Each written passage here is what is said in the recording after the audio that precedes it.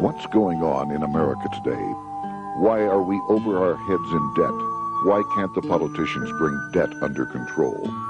Why are so many people, often both parents now, working at low-paying, dead-end jobs and still making do with less? What's the future of the American economy and way of life? Why does the government tell us inflation is low when the buying power of our paychecks is declining at an alarming rate? Only a generation ago, bread was a quarter, and you could get a new car for $19.95. The problem is that since 1864, we've had a debt-based banking system. All our money is based on government debt. We cannot extinguish government debt without extinguishing our money supply. That's why talk of paying off the national debt without reforming our banking system is an impossibility. That's why the solution does not lie in discussing the size of the national debt, rather it lies in reforming our banking system.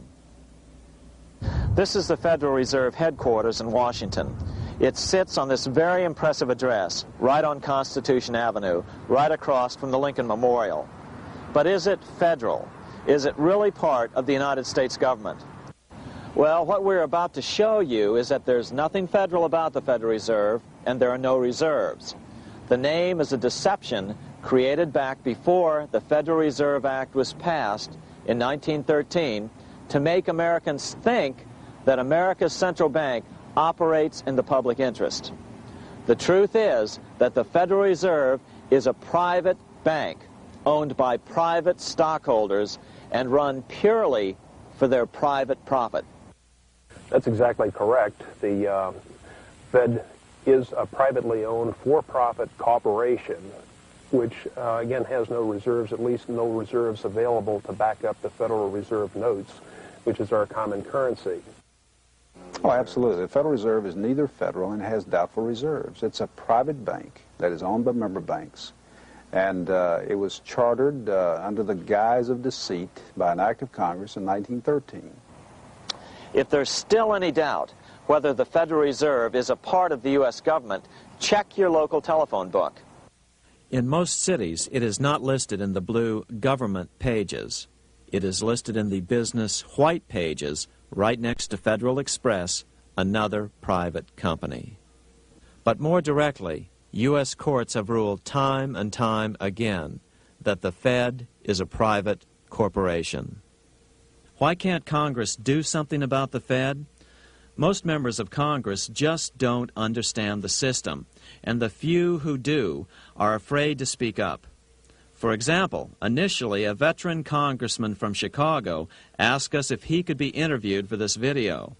However, both times our camera crew arrived at his office to do the interview, this was all we were able to film. The congressman never appeared, and eventually decided he no longer wanted to participate. But a few others in Congress have been bolder over the years. Here are 3 quick examples. In 1923, Representative Charles A. Lindbergh, a Republican from Minnesota, and father of the famed aviator Lucky Lindy, put it this way: the financial system has been turned over to the Federal Reserve Board. That board administers the finance system by authority of a purely profiteering group. The system is private, conducted for the sole purpose of obtaining the greatest possible profits from the use of other people's money. One of the most outspoken critics in Congress of the Fed was the former chairman of the House Banking and Currency Committee during the Great Depression years. Lewis T. McFadden, Republican of Pennsylvania, said in 1932, "We have in this country one of the most corrupt institutions the world has ever known. I refer to the Federal Reserve Board. This evil institution has impoverished the people of the United States and has practically bankrupted our government. It has done this through the corrupt practices of the moneyed vultures who control it." Senator Barry Goldwater was a frequent critic of the Fed. Most Americans have no real understanding of the operation of the international moneylenders. The accounts of the Federal Reserve System have never been audited. It operates outside the control of Congress and manipulates the credit of the United States. The Federal Reserve really even though it is not part of the federal government, it is more powerful than the federal government. It's more powerful than the president, the Congress, and the courts. Now, a lot of people challenge me on that, but let me prove my case. The Federal Reserve determines what the average person's car payment is going to be, what their house payment is going to be, and whether they have a job or not. And I submit to you that that's total control. And the Federal Reserve is the largest single creditor of the United States government. What does Proverbs tell us? The borrower is servant to the lender. What one has to understand is that from the day the Constitution was adopted right up to today, the folks who profit from privately owned central banks, as Madison called them, the money changers, have fought a running battle for control over who gets to print America's money. Why is who prints the money so important? Think of money as just another commodity. If you have a monopoly on a commodity that everyone needs, everyone wants, and nobody has enough of, there are lots of ways to make a profit, and also exert tremendous political influence. That's what this battle is all about. Throughout the history of the United States, the money power has gone back and forth between Congress and some sort of privately owned central bank. The Founding Fathers knew the evils of a privately owned central bank. First of all, they had seen how the privately owned British central bank, the Bank of England, had run up the British national debt to such an extent that Parliament had been forced to place unfair taxes on the American colonies. In fact, as we'll see later, Ben Franklin claimed that this was the real cause of the American Revolution. Most of the Founding Fathers realized the potential dangers of banking and feared bankers' accumulation of wealth and power. Jefferson put it this way: I sincerely believe that banking institutions are more dangerous to our liberties than standing armies. The issuing power should be taken from the banks and restored to the people to whom it properly belongs. That succinct statement of Jefferson is, in fact, the solution to all our economic problems today. It bears repeating. The issuing power should be taken from the banks and restored to the people to whom it properly belongs. James Madison, the main author of the Constitution, agreed. Interestingly, he called those behind the central bank scheme money changers. Madison strongly criticized their actions. History records that the money changers have used every form of abuse, intrigue, deceit, and violent means possible to maintain their control over governments by controlling money and its issuance. The battle over who gets to issue our money has been the pivotal issue throughout the history of the United States. Wars are fought over it, depressions are caused to acquire it. Yet after World War I, this battle was rarely mentioned in newspapers or history books. Why? By World War I, the money changers, with their dominant wealth, had seized control of most of the nation's press. Throughout U.S. history, this battle over who gets the power to issue our money has raged. In fact, it's changed hands back and forth 8 times since 1764, yet this fact has virtually vanished from public view for over 3 generations behind a smokescreen emitted by Fed cheerleaders in the media. Until we stop talking about deficits and government spending and start talking about who controls how much money we have, it's all just a big shell game, a complete and utter deception. It won't matter if you pass an ironclad amendment to the Constitution mandating a balanced budget. Our situation is only going to get worse until we root out the cause at its source. What's the solution for our national problem? First of all, education. That's what this video presentation is all about. But secondly, we must act. We must take back the power to issue our own money. Issuing our own money is not a radical solution. I want to stress that.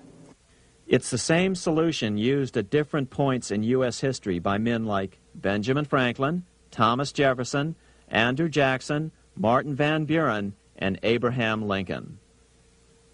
So, to sum it up, in 1913, Congress gave an independent central bank, deceptively named the Federal Reserve, a monopoly over issuing America's money, and the debt generated by this quasi-private corporation is what is killing the American economy.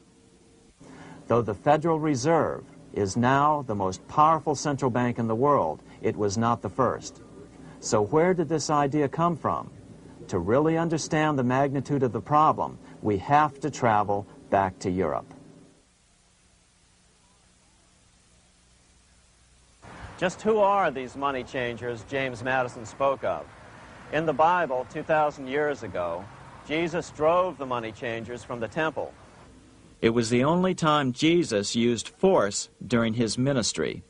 What were money changers doing in the temple? When Jews came to Jerusalem to pay their temple tax, they could only pay it with a special coin, the half shekel of the sanctuary. This was a half ounce of pure silver about this size. It was the only coin around at that time which was pure silver and of assured weight without the image of a pagan emperor. Therefore, to Jews, the half shekel was the only coin acceptable to God. But these coins were not plentiful.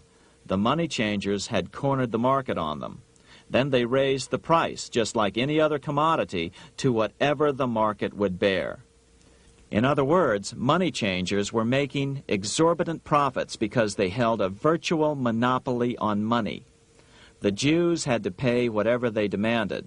To Jesus, this totally violated the sanctity of God's house.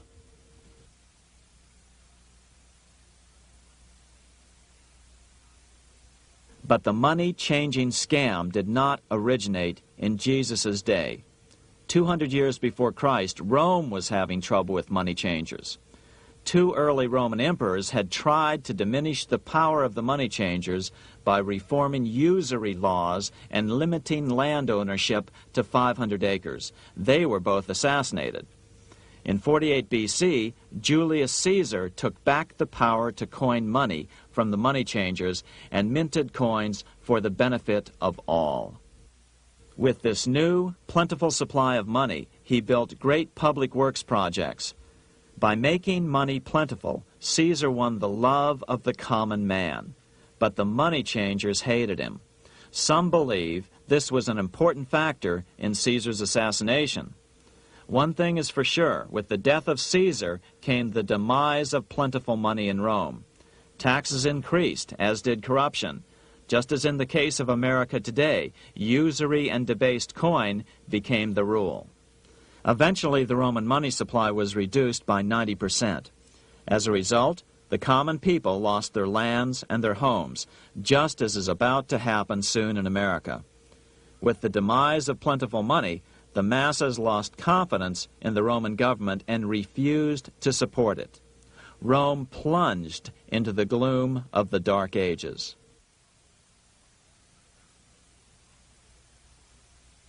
A 1,000 years after the death of Christ, money changers, those who loan out and manipulate the quantity of money, were active in medieval England. In fact, they were so active that acting together, they could manipulate the entire English economy. These were not bankers per se. The money changers generally were the goldsmiths. They were the first bankers because they started keeping other people's gold for safekeeping in their vaults. The first paper money was merely a receipt for gold left at the goldsmith. Paper money caught on because it was more convenient than carrying around a lot of heavy gold and silver coins. Eventually, goldsmiths noticed that only a small fraction of the depositors ever came in and demanded their gold at any one time. Goldsmiths started cheating on the system. They discovered that they could print more money than they had gold, and usually no one would be the wiser. Then they could loan out this extra money and collect interest on it. This was the birth of fractional reserve banking. That is, loaning out many times more money than you have assets on deposit. So, if $1,000 in gold were deposited with them, they could loan out about $10,000 in paper money and draw interest payments on it, and no one would ever discover the deception. By this means, goldsmiths gradually accumulated more and more wealth and used this wealth to accumulate more and more gold. Today, this practice of loaning out more money than there are reserves is known as fractional reserve banking. Every bank in the United States is allowed to loan out at least 10 times more money than they actually have. That's why they get rich on charging, let's say, 8% interest. It's not really 8% per year, which is their income. It's 80%. That's why bank buildings are always the largest in town. But does that mean that all interest or all banking should be illegal? Hardly. In the Middle Ages, canon law, the law of the Catholic Church, forbade charging interest on loans. This concept followed the teachings of Aristotle and St. Thomas Aquinas. They taught that the purpose of money was to serve the members of society, to facilitate the exchange of goods needed to lead a virtuous life. Interest, in their belief, hindered this purpose by putting an unnecessary burden on the use of money. In other words, interest was contrary to reason and justice. Reflecting church law in the Middle Ages, Europe forbade charging interest on loans and made it a crime called usury. As commerce grew, and therefore opportunities for investment arose in the late Middle Ages, it came to be recognized that to loan money had a cost for the lender, both in risk and in lost opportunity. So some charges were allowed, but not interest per se. But all moralists, no matter what religion, condemn fraud, oppression of the poor, and injustice as clearly immoral. As we will see, fractional reserve lending is rooted in a fraud, results in widespread poverty, and reduces the value of everyone else's money. The ancient goldsmiths discovered that extra profits could be made by rowing the economy between easy money and tight money. When they made money easier to borrow, then the amount of money in circulation expanded. Money was plentiful. People took out more loans to expand their businesses. But then the money changers would tighten the money supply. They would make loans more difficult to get. What would happen? Just what happens today. A certain percentage of people could not repay their previous loans and could not take out new loans to repay the old ones. Therefore, they went bankrupt and had to sell their assets to the goldsmiths for pennies on the dollar. The same thing is still going on today. Only today, we call this rowing of the economy up and down the business cycle. Like Julius Caesar, King Henry I of England finally resolved to take the money power away from the goldsmiths about 1100 A.D. Henry could have used anything as money, seashells, feathers, or even yak dung, as is often done in remote Tibetan provinces. But he invented one of the most unusual money systems in history. It was called the tally stick system.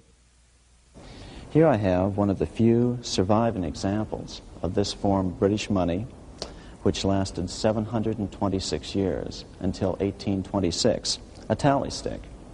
The tally system was adopted to avoid the monetary manipulation of the goldsmiths. Tally sticks were money fabricated out of sticks of polished wood. Notches were cut along one edge of the stick to indicate the denominations. Then the stick was split lengthwise through the notches so that both pieces still had a record of the notches. The king kept one half to protect against counterfeiting. Then he would spend the other half into the economy and they would circulate as money. This particular tally stick is huge. It represented 25,000 pounds. One of the original stockholders in the Bank of England purchased his original shares with this stick. In other words, he bought shares in the world's richest and most powerful corporation with a stick of wood.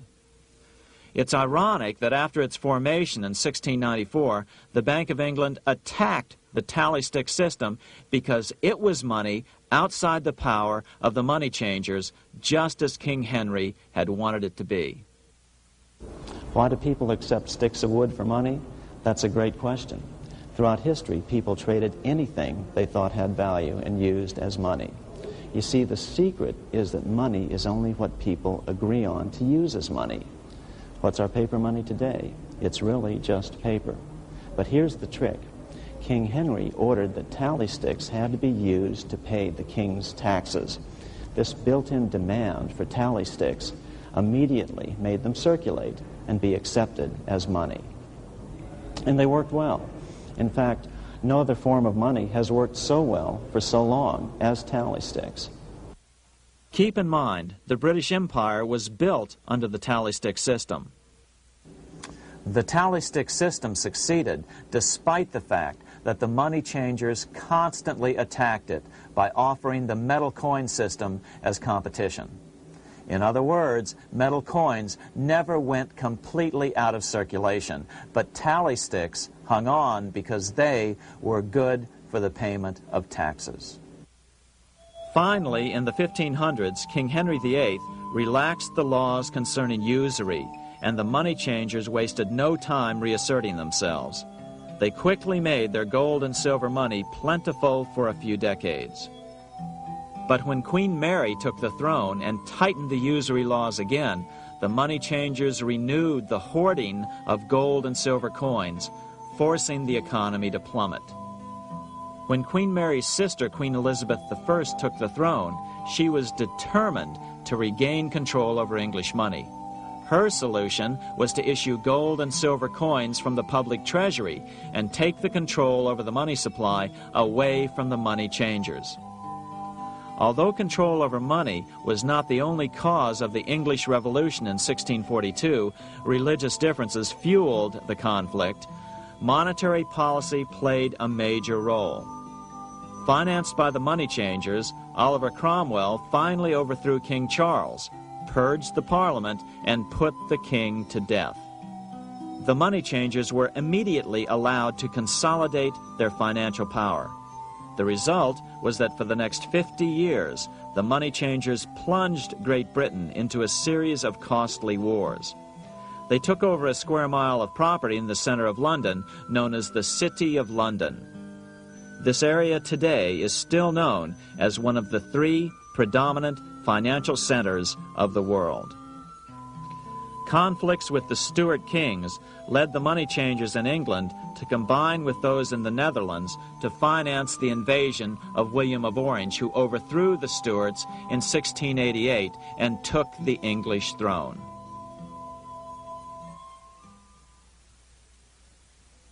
By the end of the 1600s, England was in financial ruin. 50 years of more or less continuous wars with France and Holland had exhausted her. Frantic government officials met with the money changers to beg for the loans necessary to pursue their political purposes. The price was high: a government-sanctioned, privately owned bank which could issue money created out of nothing. It was to be the modern world's first privately owned central bank, the Bank of England. Although it was deceptively called the Bank of England to make the general population think it was part of the government, it was not. Like any other private corporation, the Bank of England sold shares to get started. The investors, whose names were never revealed, were supposed to put up £1.25 million British pounds in gold coin to buy their shares in the bank, but only £750,000 was ever received. Despite that, the bank was duly chartered in 1694 and started out in the business of loaning out several times the money it supposedly had in reserves, all at interest. In exchange, the new bank would loan British politicians as much of the new currency as they wanted, as long as they secured the debt by direct taxation of the British people. So, legalization of the Bank of England amounted to nothing less than legal counterfeiting of a national currency for private gain. Unfortunately, nearly every nation now has a privately controlled central bank using the Bank of England as the basic model. Such is the power of these central banks that they soon take total control over a nation's economy. It soon amounts to nothing but a plutocracy ruled by the rich. It would be like putting control of the army in the hands of the mafia. The danger of tyranny would be extreme. Yes, we need central banks. No, we do not need them in private hands. The central bank scam is really a hidden tax. The nation sells bonds to the central bank to pay for things it does not have the political will to raise taxes to pay for. But the bonds are purchased with money the central bank creates out of nothing. More money in circulation makes your money worth less. The government gets as much money as it needs, and the people pay for it in inflation. The beauty of the plan is that not one person in 1,000 can figure it out because it's usually hidden behind complex-sounding economics gibberish. With the formation of the Bank of England, the nation was soon awash in money. Prices throughout the country doubled. Massive loans were granted for just about any wild scheme. One venture proposed to drain the Red Sea to recover gold supposedly lost when the Egyptian army drowned pursuing Moses and the Israelites. By 1698, government debt grew from the initial £1.25 million to £16 million. Naturally, taxes were increased and then increased again to pay for all of this. With the British money supply firmly in their grip, the British economy began a wild roller coaster series of booms and depressions, exactly the sort of thing a central bank claims it is determined to prevent. There are two things which I think are intrinsic not just to the Bank of England but to central banking generally. The first is an involvement in the formulation of monetary policy with the specific objective of achieving monetary stability. However, since the Bank of England took control, the British pound has rarely been stable. Now let's take a look at the role of the Rothschild family, the family said to be the wealthiest in the world.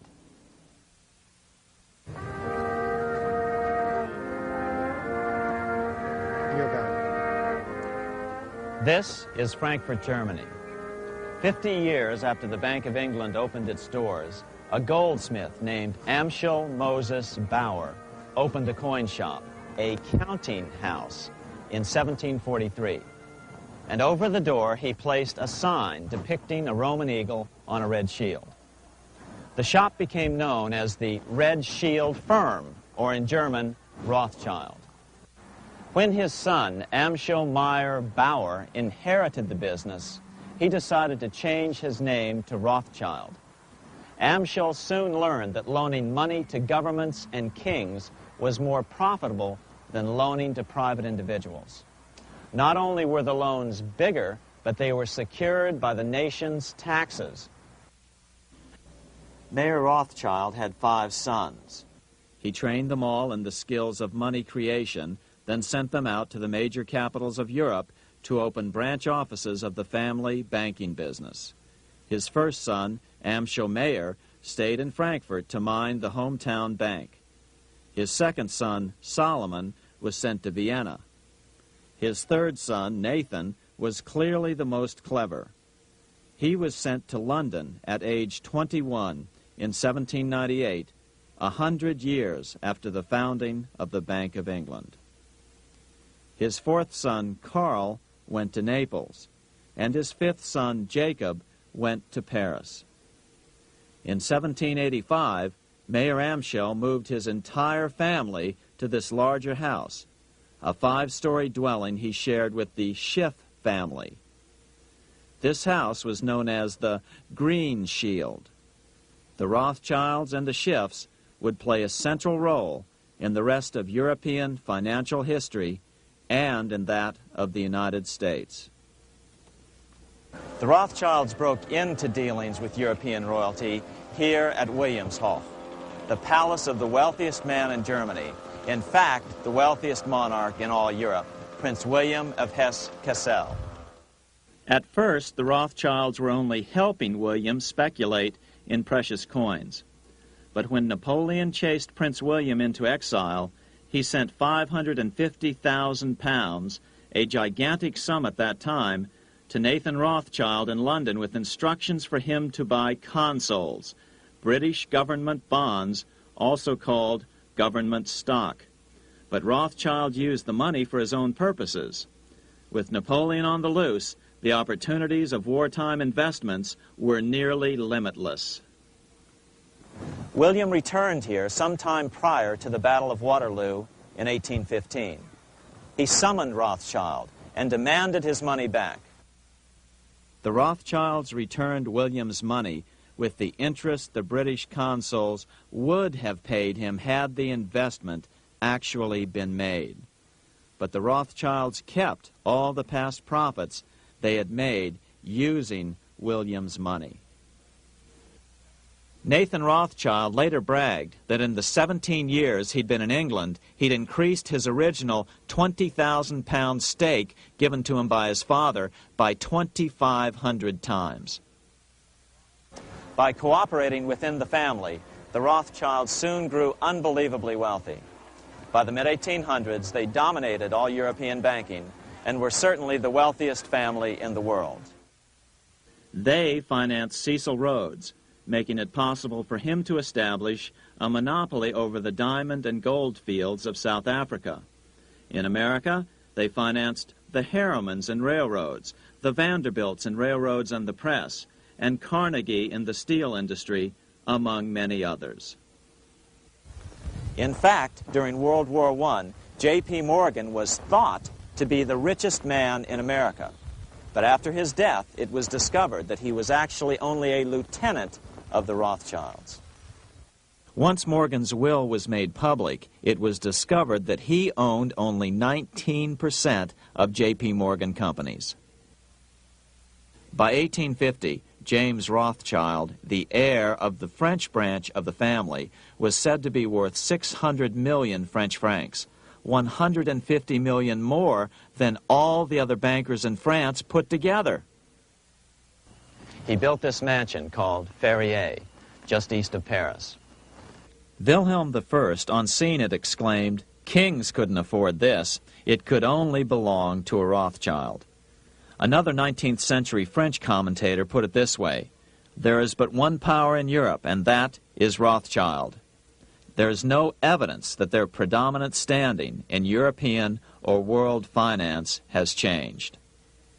Now let's take a look at the results the Bank of England had produced on the British economy and how that later was the root cause of the American Revolution.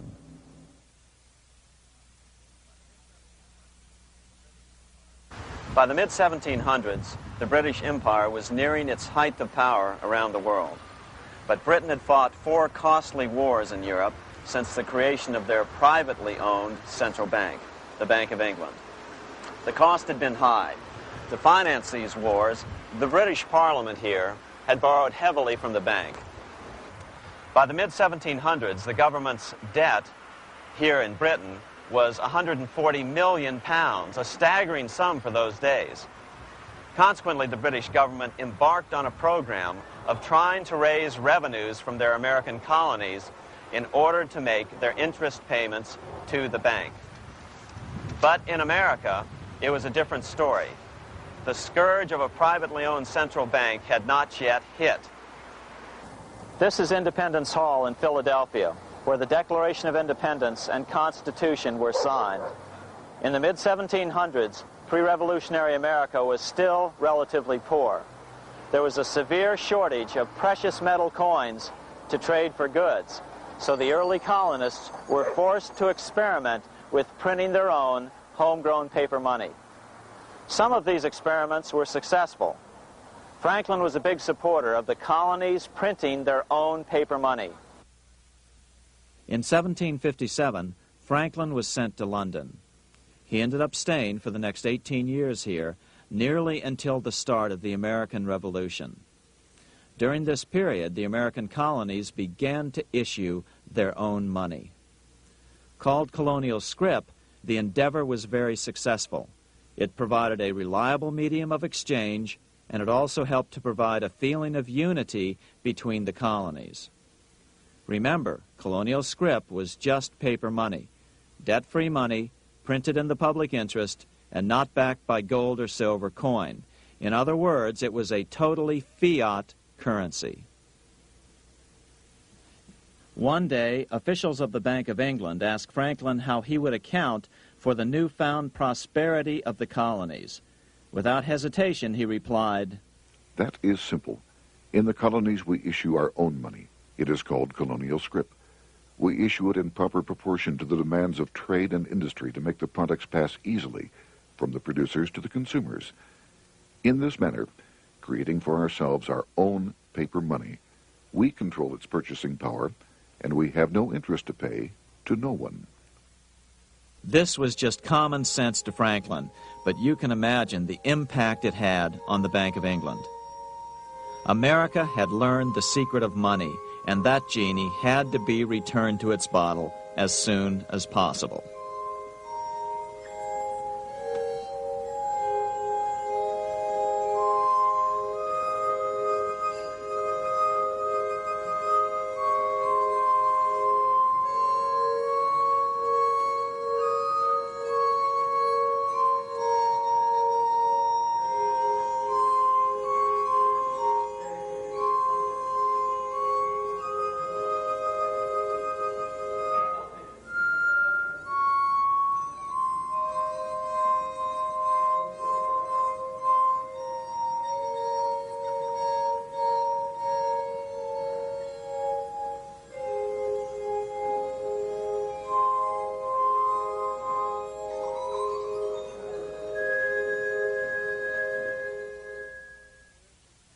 As a result, Parliament hurriedly passed the Currency Act of 1764.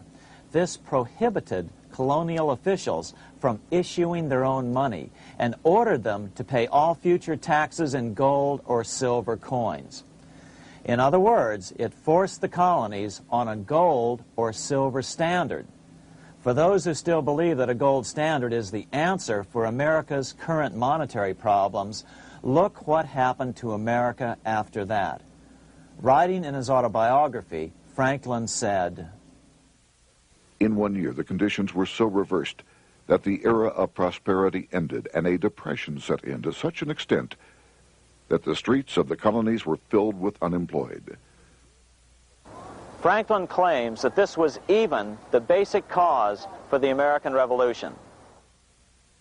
As Franklin put it in his autobiography, "The colonies would gladly have borne a little tax on tea and other matters had it not been that England took away from the colonies their money, which created unemployment and dissatisfaction.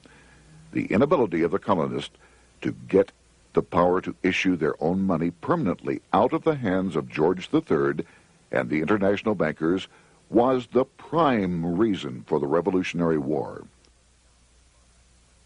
By the time the first shots were fired in Lexington, Massachusetts, on April 19, 1775, the colonies had been drained of gold and silver coin by British taxation. As a result, the Continental government had no choice but to print money to finance the war. At the start of the Revolution, the U.S. money supply stood at $12 million. By the end of the war, it was nearly $500 million. As a result, the currency was virtually worthless. Shoes sold for $5,000 a pair. Colonial scrip had worked because just enough was issued to facilitate trade.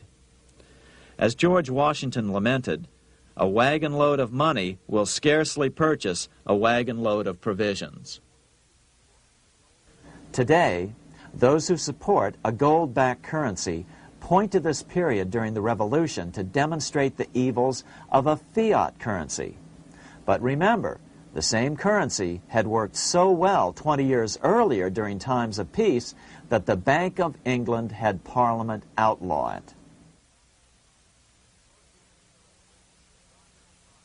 Towards the end of the Revolution, the Continental Congress, meeting here at Independence Hall, grew desperate for money. In 1781, they allowed Robert Morris, their financial superintendent, to open a privately owned central bank.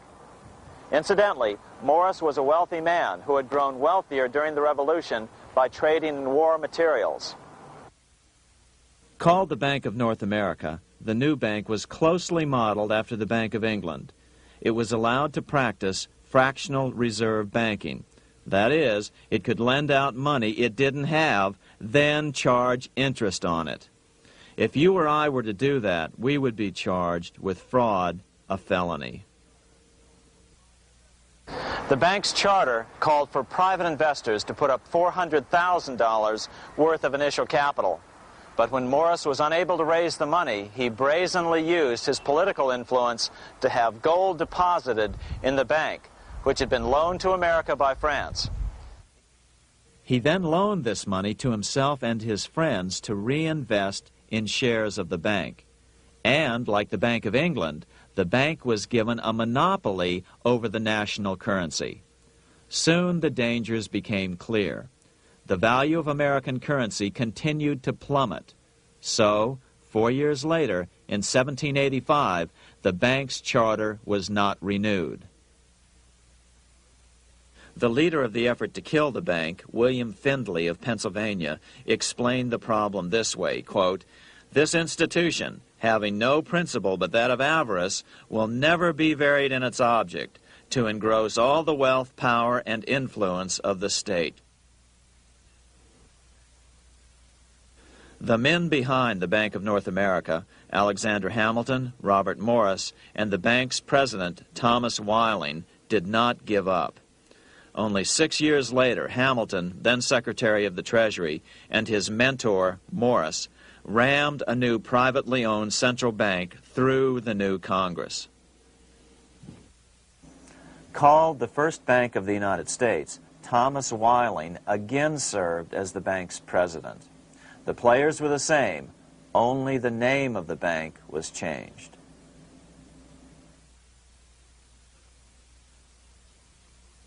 In 1787, colonial leaders assembled in Philadelphia to replace the ailing Articles of Confederation. As we saw earlier, both Thomas Jefferson and James Madison were unalterably opposed to a privately owned central bank. They had seen the problems caused by the Bank of England. They wanted nothing of it. As Jefferson later put it, "If the American people ever allow private banks to control the issue of their currency, first by inflation, then by deflation, the banks and the corporations which grow up around them will deprive the people of all property until their children wake up homeless on the continent their fathers conquered." during the debate over the future monetary system, another one of the founding fathers, Gouverneur Morris, castigated the motivations of the owners of the Bank of North America. Gouverneur Morris headed the committee that wrote the final draft of the Constitution. Morris knew the motivations of the bank well. Along with his old boss, Robert Morris, Gouverneur Morris and Alexander Hamilton were the ones who had presented the original plan for the Bank of North America to the Continental Congress in the last year of the Revolution. In a letter he wrote to James Madison on July 2nd, 1787, Gouverneur Morris revealed what was really going on. "The rich will strive to establish their dominion and enslave the rest. They always did. They always will. They will have the same effect here as elsewhere if we do not, by the power of government, keep them in their proper spheres." Despite the defection of Gouverneur Morris from the ranks of the bank, Hamilton, Robert Morris, Thomas Whiling, and their European backers were not about to give up. They convinced the bulk of the delegates to the Constitutional Convention to not give Congress the power to issue paper money. Most of the delegates were still reeling from the wild inflation of the paper currency during the Revolution. They had forgotten how well colonial scrip had worked before the war. But the Bank of England had not. The money changers could not stand to have America printing her own money again. So the Constitution is silent on the matter. This grievous defect left the door wide open for the money changers, just as they had planned.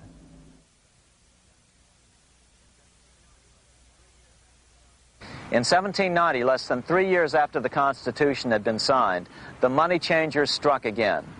The newly appointed first Secretary of the Treasury, Alexander Hamilton, proposed a bill to the Congress calling for a new, privately owned central bank.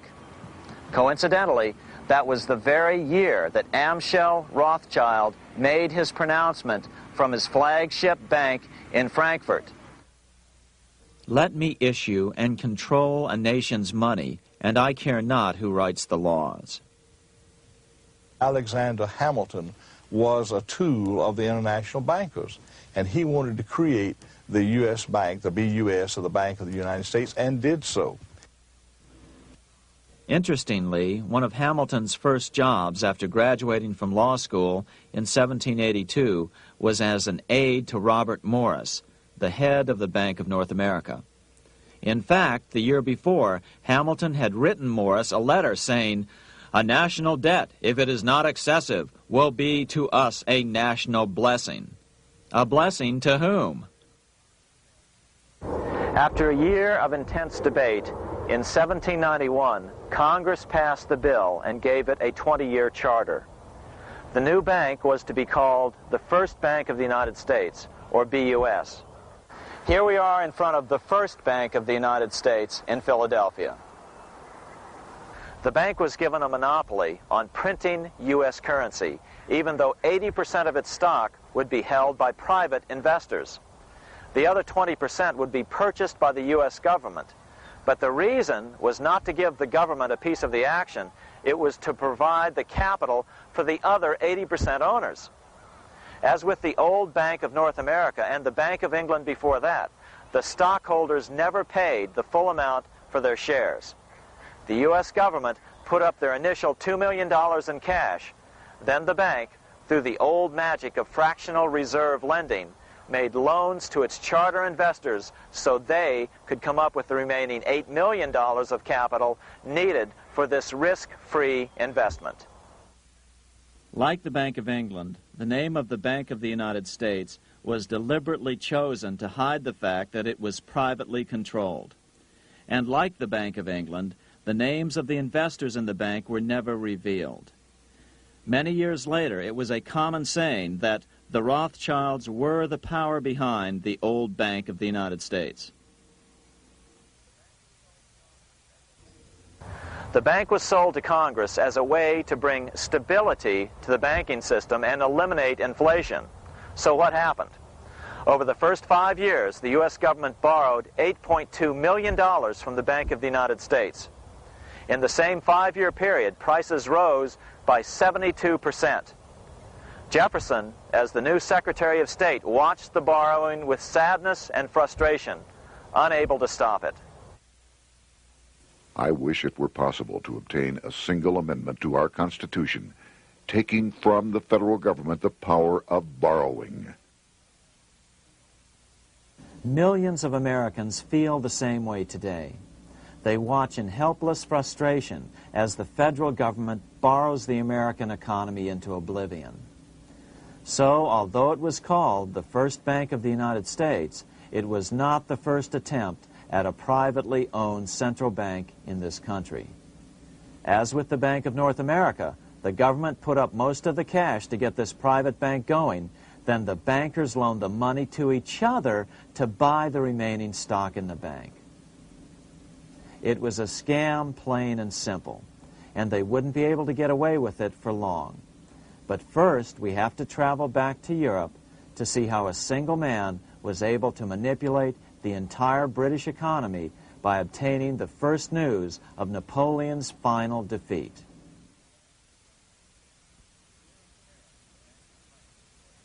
Here in Paris, the Bank of France was organized in 1800, just like the Bank of England.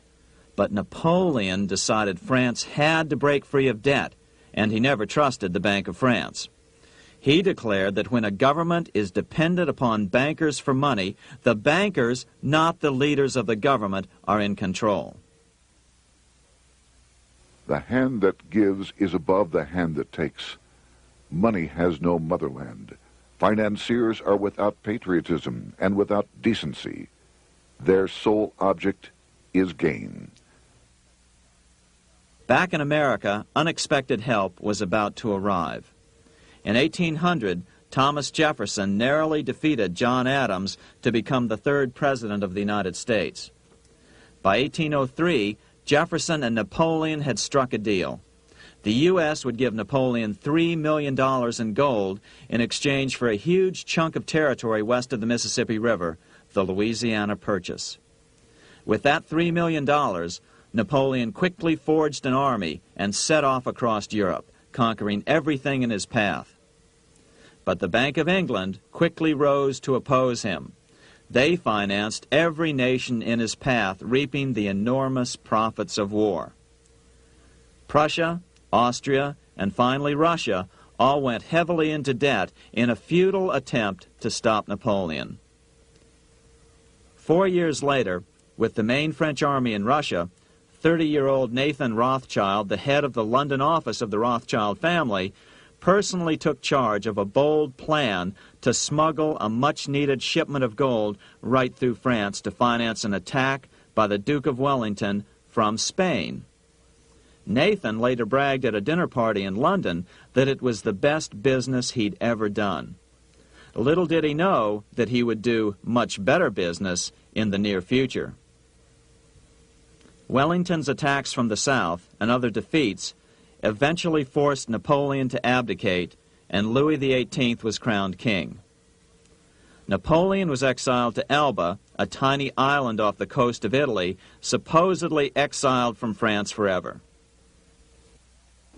While Napoleon was in exile on Elba, temporarily defeated by England with the financial help of the Rothschilds, America was trying to break free of its central bank as well.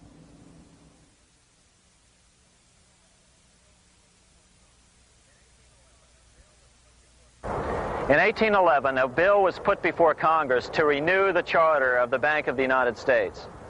The debate grew very heated, and the legislatures of both Pennsylvania and Virginia passed resolutions asking Congress to kill the bank.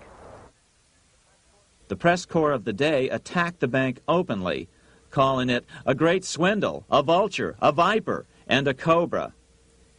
Oh, to have an independent press once again in America. A congressman named P.B. Porter attacked the bank from the floor of Congress, saying if the bank's charter was renewed, Congress, quote, will have planted in the bosom of this Constitution a viper, which one day or another will sting the liberties of this country to the heart, close quote. Prospects didn't look that good for the bank. Some writers have even claimed that Nathan Rothschild warned that the United States would find itself involved in a most disastrous war if the bank's charter were not renewed. But it wasn't enough. When the smoke had cleared, the renewal bill was defeated by a single vote in the House and was deadlocked in the Senate. By now, America's fourth president, James Madison, was in the White House. Remember, Madison was a staunch opponent of the bank. His vice president, George Clinton, broke a tie in the Senate and sent the bank into oblivion. Within 5 months, England attacked the U.S., and the War of 1812 was on. But the British were still busy fighting Napoleon, and so the War of 1812 ended in a draw in 1814. Though the money changers were temporarily down, they were far from out. It would take them only another 2 years to bring back their bank bigger and stronger than ever.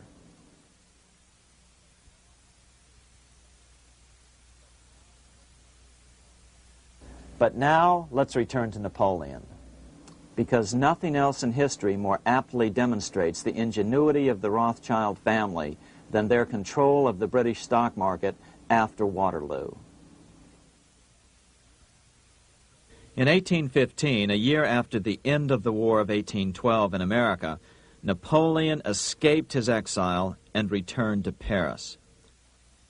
French troops were sent out to capture him, but such was his charisma that the soldiers rallied around their old leader and hailed him as their emperor once again. In March of 1815, Napoleon equipped an army which Britain's Duke of Wellington defeated less than 90 days later at Waterloo.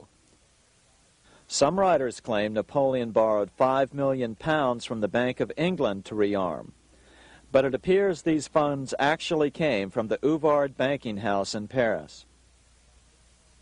Nevertheless, from about this point on, it was not unusual for privately controlled central banks to finance both sides in a war. Why would a central bank finance opposing sides in a war? Because war is the biggest debt generator of them all. A nation will borrow any amount for victory. The ultimate loser is loaned just enough to hold out the vain hope of victory, and the ultimate winner is given enough to win. Besides, such loans are usually conditioned upon the guarantee that the victor will honor the debts of the vanquished.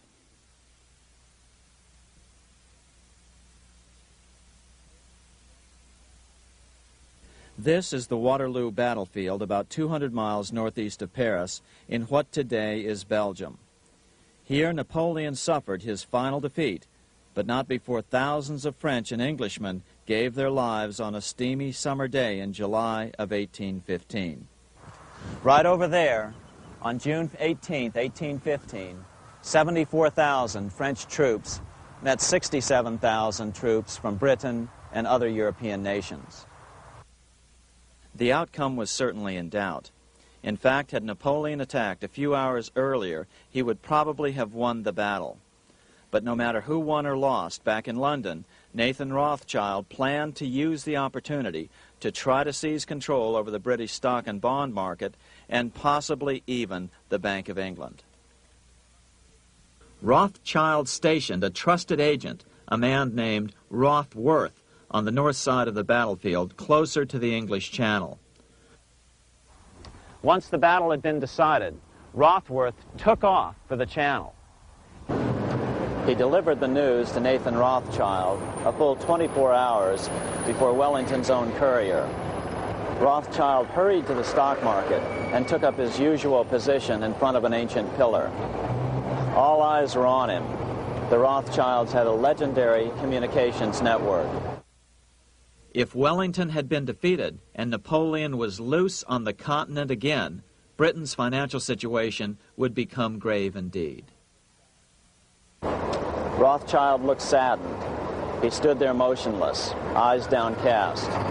Then suddenly he began selling. Other nervous investors saw that Rothschild was selling. It could only mean one thing. Napoleon must have won, Wellington must have lost.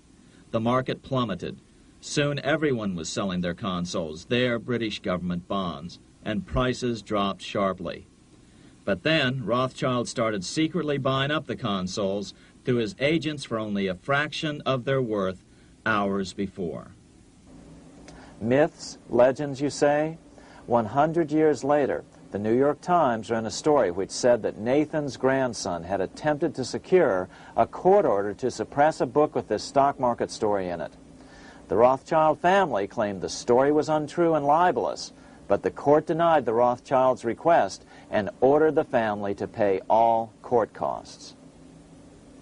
What's even more interesting about this story is that some authors claim that the day after the Battle of Waterloo, in a matter of hours, Nathan Rothschild came to dominate not only the bond market, but the Bank of England as well. Whether or not the Rothschild family seized control of the Bank of England, the first privately owned central bank in a major European nation and the wealthiest, one thing is certain. By the mid-1800s, the Rothschilds were the richest family in the world, bar none. They dominated the new government bond markets and branched into other banks and industrial concerns. In fact, the rest of the 19th century was known as the Age of the Rothschilds. Despite this overwhelming wealth, the family has generally cultivated an aura of invisibility. Although the family controls scores of industrial, commercial, mining, and tourist corporations, only a handful bear the Rothschild name. By the end of the 19th century, one expert estimated that the Rothschild family controlled half the wealth of the world. Whatever the extent of their vast wealth, it is reasonable to assume that their percentage of the world's wealth has increased since then. But since the turn of the century, the Rothschilds have cultivated the notion that their power has somehow waned even as their wealth increases.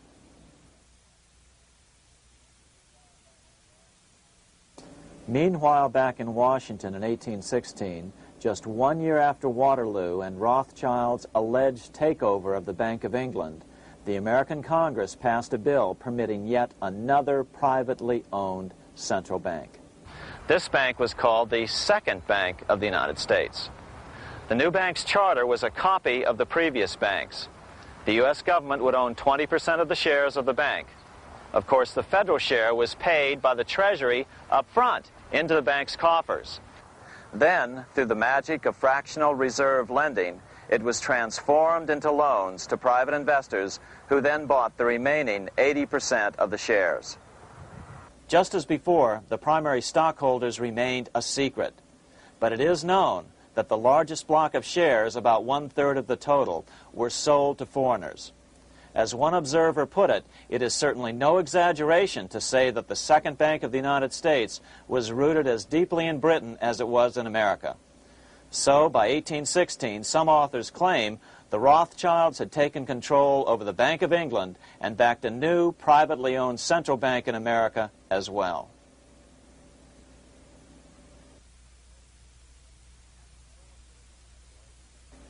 After 12 years of manipulations of the U.S. economy on the part of the Second Bank of the U.S., the American people had had just about enough. Opponents of the bank nominated a dignified senator from Tennessee, Andrew Jackson, the hero of the Battle of New Orleans, to run for president. This is his home, the Hermitage. No one gave Jackson a chance initially. The bank had long ago learned how the political process could be controlled with money. To the surprise and dismay of the money changers, Jackson was swept into office in 1828. Jackson was determined to kill the bank at the first opportunity and wasted no time in trying to do so. But the bank's 20-year charter didn't come up for renewal until 1836, the last year of his second term, if he could survive that long. During his first term, Jackson contented himself with rooting out the bank's many minions from government service. He fired 2,000 of the 11,000 employees of the federal government. In 1832, with his re-election approaching, the bank struck an early blow, hoping Jackson would not want to stir up controversy. They asked Congress to pass a renewal bill 4 years early. Naturally, Congress complied, then sent it to the president for signing. But Jackson weighed in with both feet. Old Hickory, never a coward, vetoed the bill. His veto message is one of the great American documents. It clearly lays out the responsibility of the American government towards its citizens, rich and poor. It is not our own citizens only who are to receive the bounty of our government. More than 8 million of the stock of this bank are held by foreigners. Is there no danger to our liberty and independence in a bank that in its nature has so little to bind it to our country? Controlling our currency, receiving our public monies, and holding thousands of our citizens' independence would be more formidable and dangerous than a military power of the enemy. If government would confine itself to equal protection and, as heaven does its rains, shower its favor alike on the high and the low, the rich and the poor, it would be an unqualified blessing. In the act before me, there seems to be a wide and unnecessary departure from these just principles. Later that year, in July 1832, Congress was unable to override Jackson's veto. Now Jackson had to stand for re-election. Jackson took his argument directly to the people.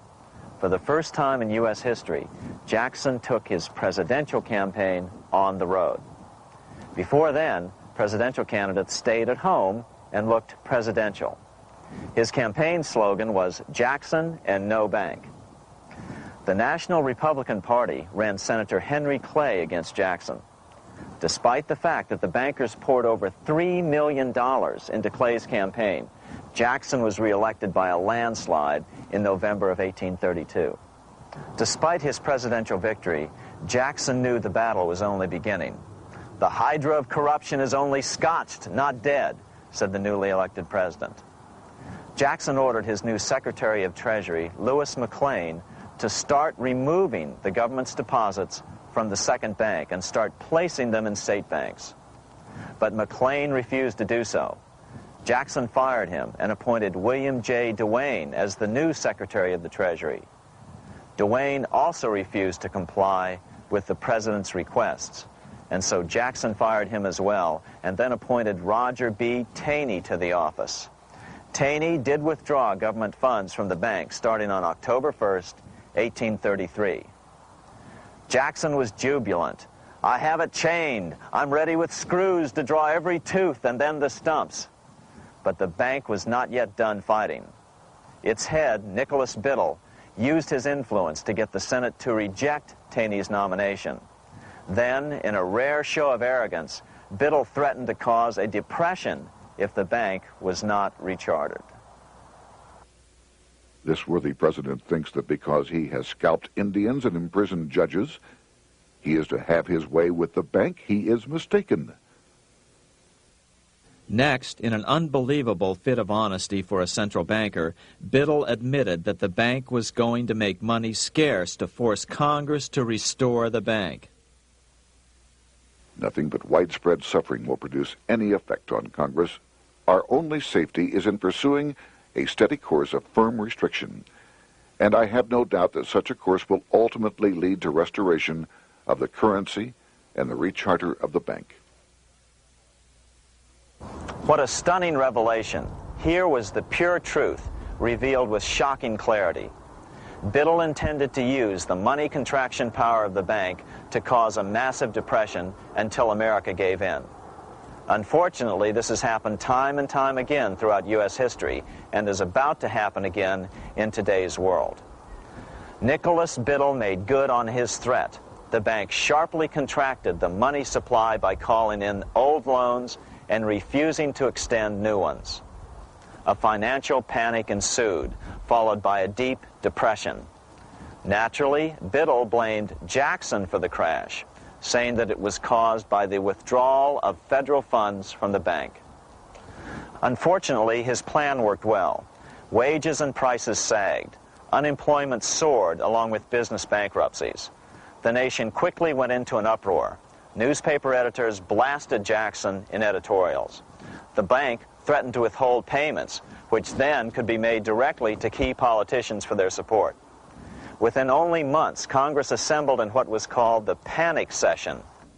6 months after he had withdrawn funds from the bank, Jackson was officially censured by a resolution which passed the Senate by a vote of 26 to 20.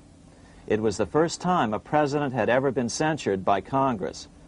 Jackson lashed out at the bank. "You are a den of vipers. I intend to rout you out, and by eternal God, I will rout you out."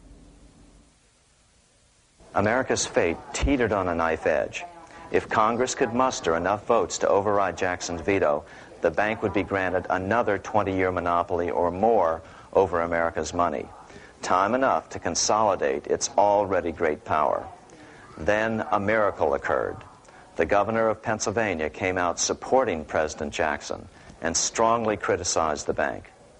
On top of that, Biddle had been caught boasting in public about the bank's plan to crash the economy. Suddenly, the tide shifted. In April of 1834, the House of Representatives voted 134 to 82 against rechartering the bank. This was followed up by an even more lopsided vote to establish a special committee to investigate whether the bank had caused the crash. When the investigating committee arrived at the bank's door in Philadelphia, armed with a subpoena to examine the books, Biddle refused to give them up. Nor would he allow inspection of correspondence with congressmen relating to their personal loans and advances he'd made to them. He also refused to testify before the committee back in Washington. On January 8, 1835, Jackson paid off the final installment on the national debt, which had been necessitated by allowing the banks to issue currency for government bonds rather than simply issuing treasury notes without such debt. He was the only president to ever pay off the debt. A few weeks later, on January 30th, 1835, an assassin by the name of Richard Lawrence tried to shoot President Jackson, but by the grace of God, both pistols misfired. Lawrence was later found not guilty by reason of insanity.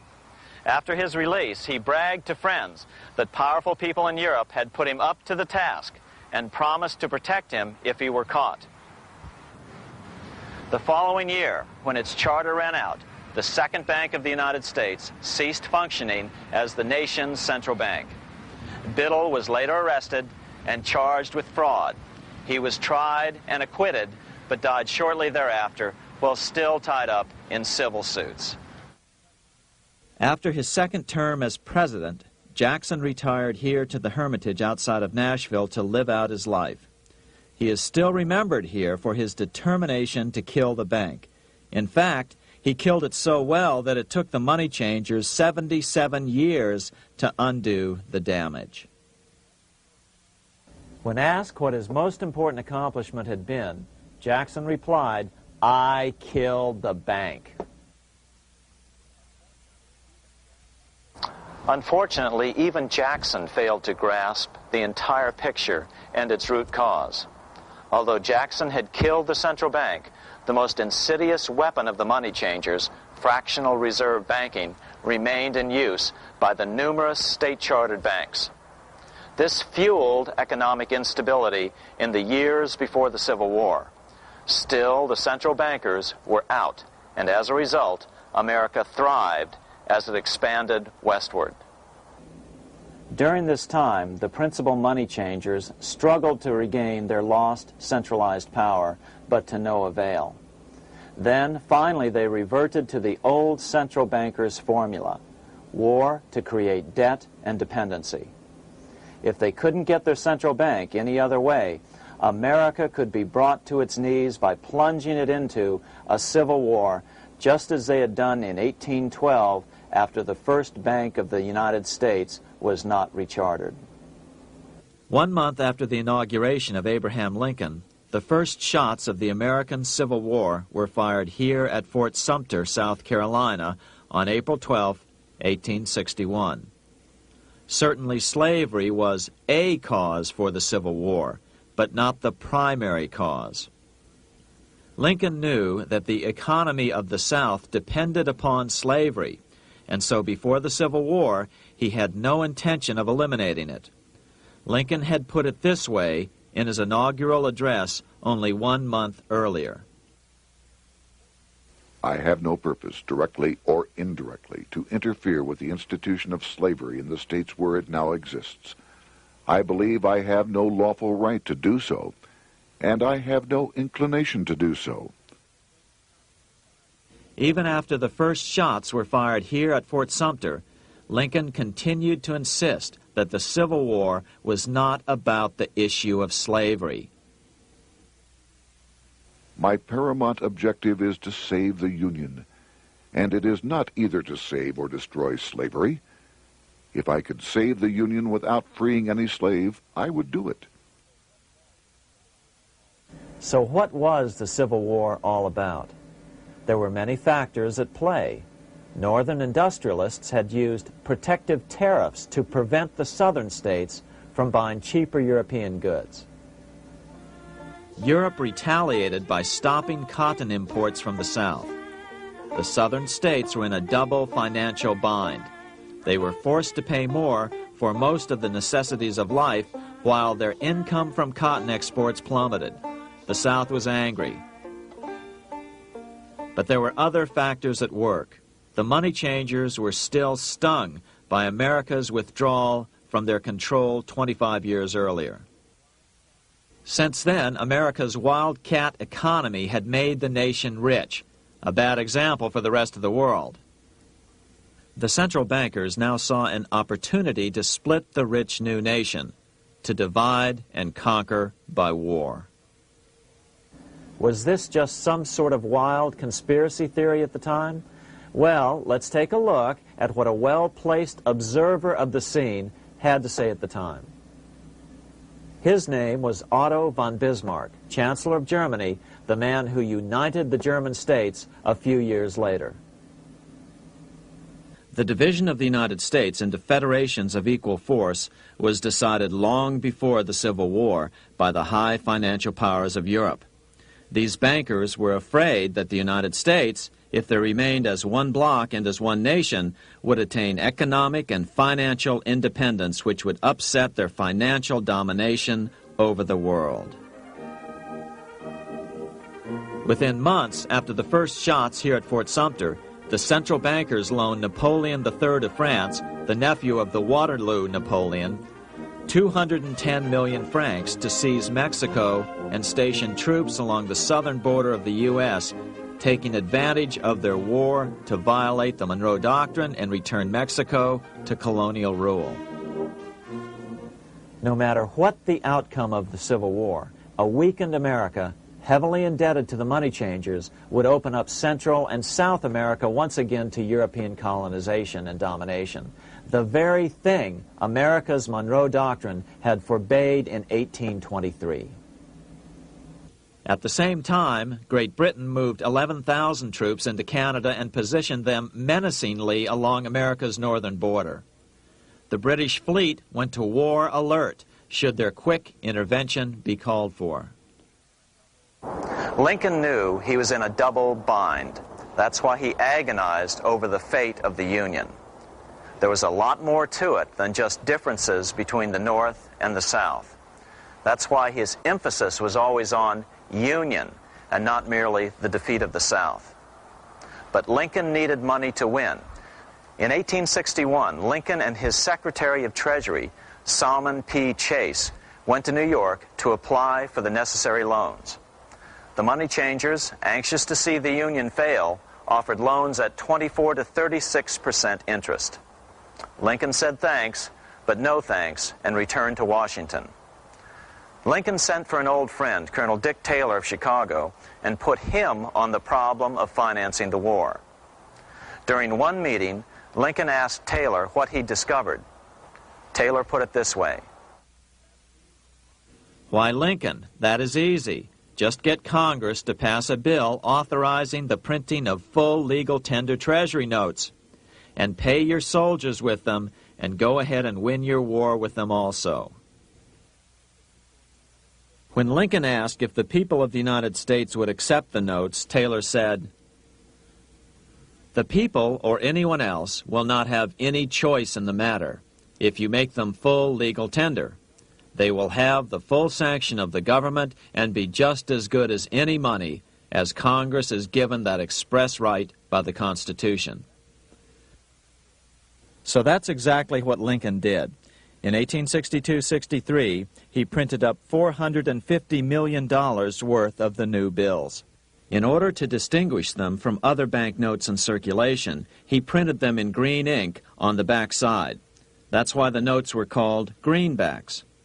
With this new money, Lincoln paid the troops and bought their supplies. During the course of the war, nearly $450 million worth of greenbacks were printed at no interest to the federal government. Lincoln understood who was really pulling the strings and what was at stake for the American people. This is how he explained his rationale. The government should create, issue, and circulate all the currency and credit needed to satisfy the spending power of the government and the buying power of consumers. The privilege of creating and issuing money is not only the supreme prerogative of government, but it is the government's greatest creative opportunity. By the adoption of these principles, the taxpayers will be saved immense sums of interest. Money will cease to be master and become the servant of humanity. A truly incredible editorial in the London Times explained the central bankers' attitude towards Lincoln's greenbacks. If this mischievous financial policy, which has its origins in North America, shall become indurated down to a fixture, then That government will furnish its own money without cost. It will pay off debts and be without debt. It will have all the money necessary to carry on its commerce. It will become prosperous without precedent in the history of the world. The brains and wealth of all countries will go to North America. That country must be destroyed, or it will destroy every monarchy on the globe. The scheme was effective, so effective that the next year, 1863, with Federal and Confederate troops beginning to mass for the decisive battle of the Civil War, and the Treasury in need of further congressional authority to issue more greenbacks, Lincoln allowed the bankers to push through the National Bank Act.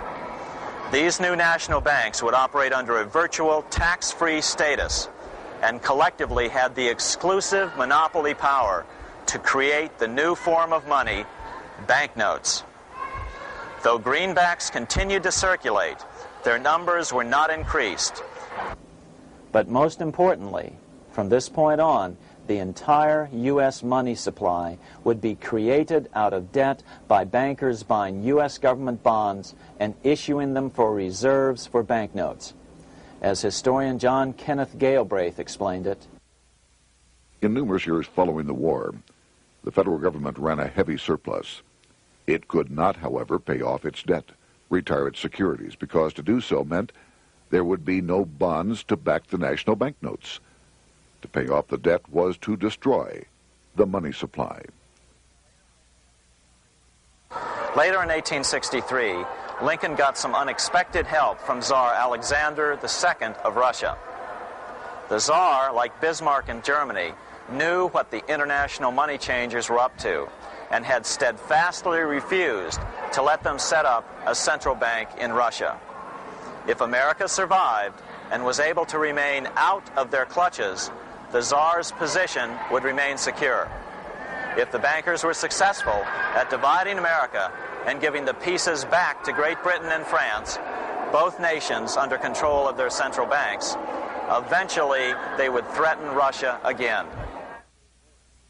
So the Tsar gave orders that if either England or France actively intervened and gave aid to the South, Russia would consider such action as a declaration of war. He did the same with part of his Pacific Fleet and sent them to port in San Francisco. Lincoln was reelected the next year, 1864. Had he lived, he would surely have killed the national bank's money monopoly extracted from him during the war. On November 21st, 1864, he wrote a friend the following: The money power preys upon the nation in times of peace and conspires against it in times of adversity. It is more despotic than monarchy, more insolent than autocracy, more selfish than bureaucracy. Shortly before Lincoln was murdered, his former Secretary of Treasury, Salmon P. Chase, bemoaned his role in helping secure the passage of the National Banking Act only 1 year earlier. My agency in promoting the passage of the National Banking Act was the greatest financial mistake in my life. It has built up a monopoly which affects every interest in the country. On April 14, 1865, 41 days after his second inauguration and just 5 days after Lee surrendered to Grant at Appomattox, Lincoln was shot by John Wilkes Booth at Ford's Theater. Bismarck, Chancellor of Germany, lamented the death of Abraham Lincoln. The death of Lincoln was a disaster for Christendom. There was no man in the United States great enough to wear his boots. I fear that foreign bankers, with their craftiness and torturous tricks, will entirely corrupt the exuberant riches of America and use it systematically to corrupt modern civilization. They will not hesitate to plunge the whole of Christendom into wars and chaos in order that the earth should become their inheritance. Bismarck well understood the money changers' plan. Allegations that international bankers were responsible for Lincoln's assassination surfaced in Canada 70 years later in 1934. Gerald G. McGeer, a popular and well-respected Canadian attorney, revealed this stunning charge in a 5-hour speech before the Canadian House of Commons, blasting Canada's debt-based money system. Remember, it was 1934, the height of the Great Depression, which was ravaging Canada as well. McGeer had obtained evidence deleted from the public record, provided to him by Secret Service agents at the trial of John Wilkes Booth, after Booth's death. McGeer said it showed that Booth was a mercenary working for the international bankers. According to an article in the Vancouver Sun of May 2nd, 1934, Abraham Lincoln, the martyred emancipator of the slaves, was assassinated through the machinations of a group representative of the international bankers who feared the United States president's national credit ambitions. There was only one group in the world at that time who had any reason to desire the death of Lincoln. They were the men opposed to his national currency program and who had fought him throughout the whole Civil War on his policy of greenback currency. Interestingly, McGeer claimed that Lincoln was assassinated not only because international bankers wanted to reestablish a central bank in America, but because they also wanted to base America's currency on gold. Gold they controlled. In other words, put America on a gold standard. Lincoln had done just the opposite by issuing U.S. notes, greenbacks, which were based purely on the good faith and credit of the United States. The article quoted McGeer as saying, "They were the men interested in the establishment of the gold standard and the right of the bankers to manage the currency and credit of every nation in the world. With Lincoln out of the way, they were able to proceed with that plan and did proceed with it in the United States. Within 8 years after Lincoln's assassination, silver was demonetized and the gold standard money system set up in the United States." Not since Lincoln has the U.S. issued debt-free United States notes. These red-sealed bills, which were issued in 1963, were not a new issue from President Kennedy, but merely the old greenbacks reissued year after year. In another act of folly and ignorance, the 1994 Regal Act actually authorized the replacement of Lincoln's greenbacks with debt-based notes. In other words, greenbacks were in circulation in the United States until 1994. Why was silver bad for the bankers and gold good? Simple. Because silver was plentiful in the United States. It was very hard to control. Gold was, and always has been, scarce. Throughout history, it has been relatively easy to monopolize gold, but silver has historically been 15 times more plentiful. With Lincoln out of the way, the money changers' next objective was to gain complete control over America's money. This was no easy task. With the opening of the American West, silver had been discovered in huge quantities. On top of that, Lincoln's greenbacks were generally popular. Despite the European central bankers' deliberate attacks on greenbacks, they continued to circulate in the United States, in fact, until a few years ago. According to historian W. Cleon Skousen, right after the Civil War, there was considerable talk about reviving Lincoln's brief experiment with the constitutional monetary system. Had not the European Money Trust intervened, it would have no doubt become an established institution. it is clear that the concept of America printing her own debt-free money sent shockwaves throughout the European central banking elite. They watched with horror as Americans clamored for more greenbacks. They may have killed Lincoln, but support for his monetary ideas grew. On April 12, 1866, nearly 1 year to the day of Lincoln's assassination, Congress went to work at the bidding of the European central banking interests. It passed the Contraction Act, authorizing the Secretary of the Treasury to begin to retire some of the greenbacks in circulation and thereby contract the money supply. Authors Theodore R. Thorin and Richard F. Warner explained the results of the money contraction in their classic book on the subject, The Truth in Money Book. The hard times which occurred after the Civil War could have been avoided if the greenback legislation had continued as President Lincoln had intended. Instead, there were a series of money panics, what we call recessions, which put pressure on Congress to enact legislation to place the banking system under centralized control. Eventually, the Federal Reserve Act was passed on December 23, 1913. In other words, the money changers wanted two things: the reinstitution of a central bank under their exclusive control, and two, an American currency backed by gold. Their strategy was twofold.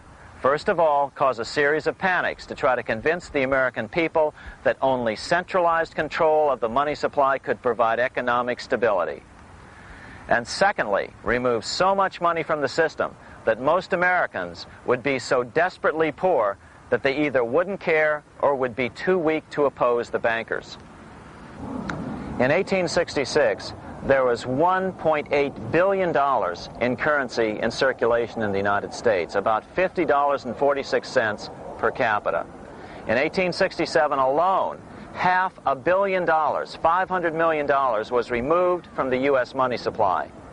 10 years later, in 1876, America's money supply was reduced to only $600 million. In other words, 2/3 of America's money had been called in by the bankers. Only $14.60 per capita remained in circulation. 10 years later, the money supply had been reduced to only $400 million, even though the population had boomed. The result was that only $6.67 per capita remained in circulation, a 760% loss in buying power over 20 years. Today, economists try to sell the idea that recessions and depressions are a natural part of something they call the business cycle. The truth is, our money supply is manipulated now just as it was before and after the Civil War. How did this happen? How did money become so scarce? Simple. Bank loans were called in and no new ones were given. In addition, silver coins were melted down.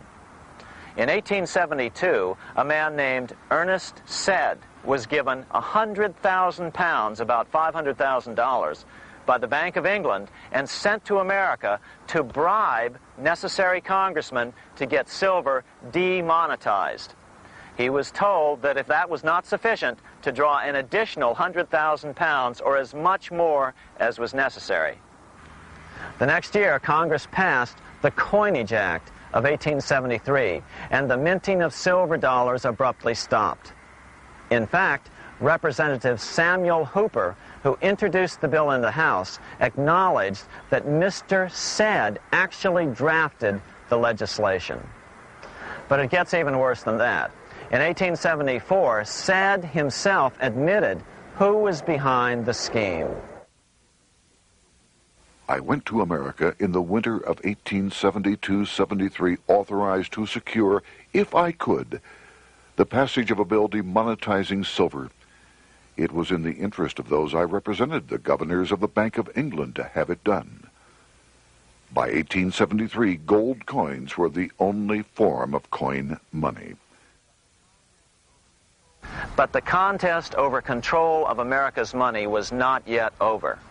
Only 3 years later, in 1876, with 1/3 of America's workforce unemployed, the population was growing restless. People were clamoring for a return to the greenback money system of President Lincoln, or a return to silver money, anything that would make money more plentiful.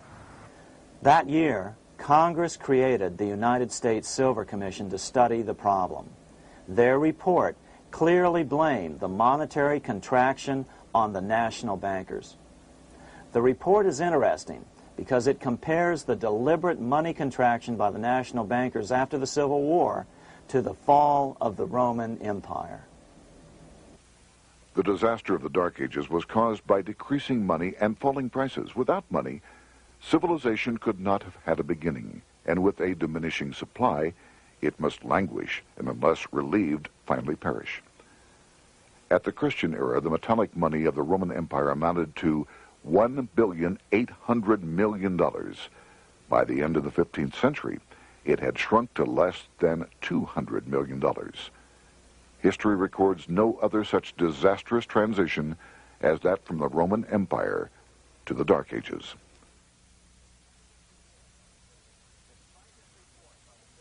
Despite this report by the Silver Commission, Congress took no action. The next year, 1877, riots broke out from Pittsburgh to Chicago. The torches of starving vandals lit up the sky. The bankers huddled to decide what to do. They decided to hang on.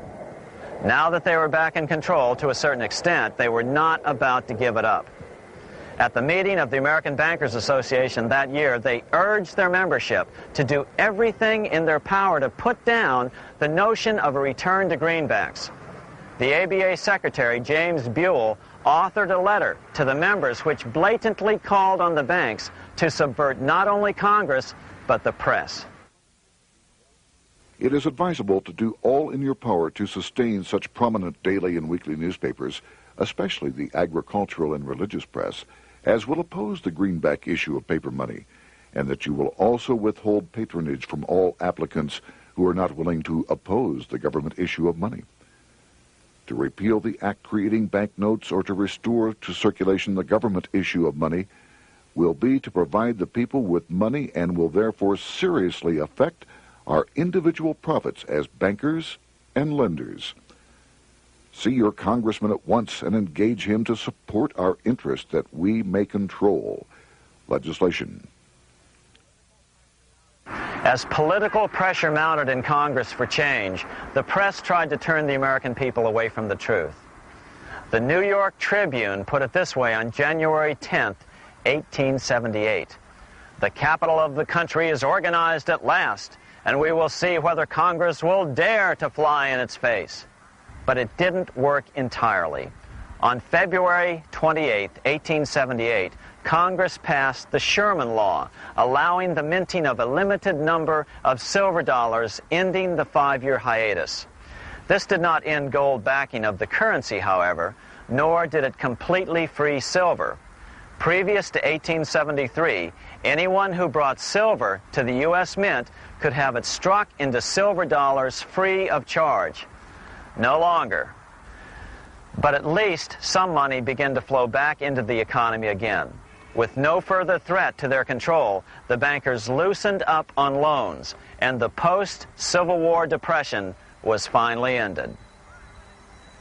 3 years later, the American people elected Republican James Garfield president. Garfield understood how the economy was being manipulated. As a congressman, he had been chairman of the Appropriations Committee and was a member of Banking and Currency. After his inauguration, he slammed the money changers publicly in 1881. Whoever controls the volume of money in any country is absolute master of all industry and commerce.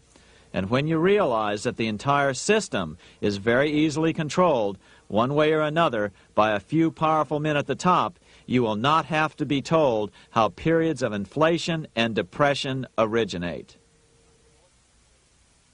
Unfortunately, within a few weeks of making this statement, on July 2nd of 1881, President Garfield was assassinated.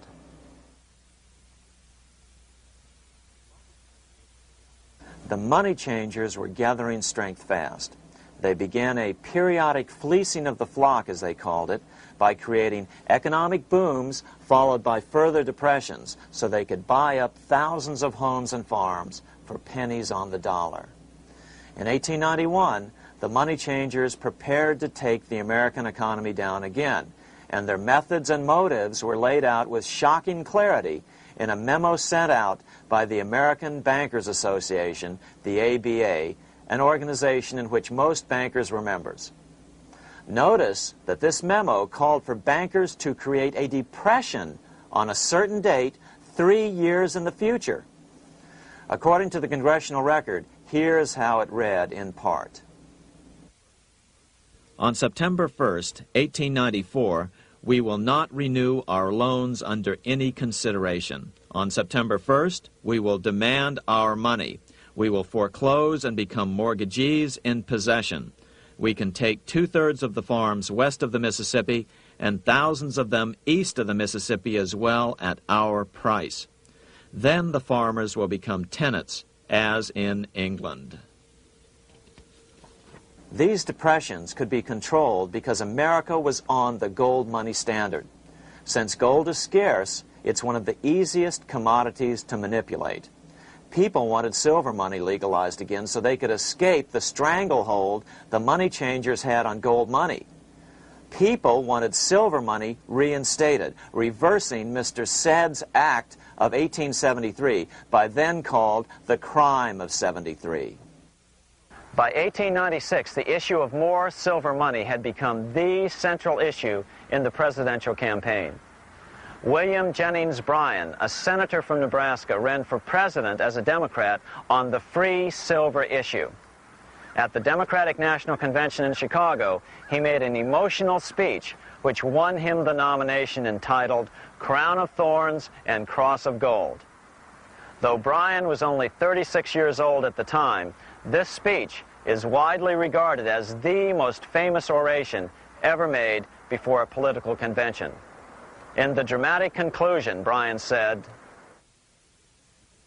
"We will answer their demand for a gold standard by saying to them, you shall not press down upon the brow of labor this crown of thorns. You shall not crucify mankind upon a cross of gold." The bankers lavishly supported the Republican candidate, William McKinley, who favored the gold standard. The resulting contest was amongst the most fiercely contested presidential races in American history. Bryan made over 600 speeches in 27 states. The McKinley campaign got manufacturers and industrialists to inform their employees that if Bryan were elected, all factories and plants would close and there would be no work. The ruse succeeded. McKinley beat Bryan by a small margin. Bryan ran for president again in 1900 and in 1908, but fell short each time. During the 1912 Democratic Convention, Bryan was a powerful figure who helped Woodrow Wilson win the nomination. When Wilson became president, he appointed Bryan as Secretary of State, but Bryan soon became disenchanted with the Wilson administration. Bryan served only 2 years in the Wilson administration before resigning in 1915 over the highly suspicious sinking of the Lusitania, the event which was used to drive America into World War I. Although William Jennings Bryan never gained the presidency, his efforts delayed the money changers for 17 years from attaining their next goal, a new, privately owned central bank for America.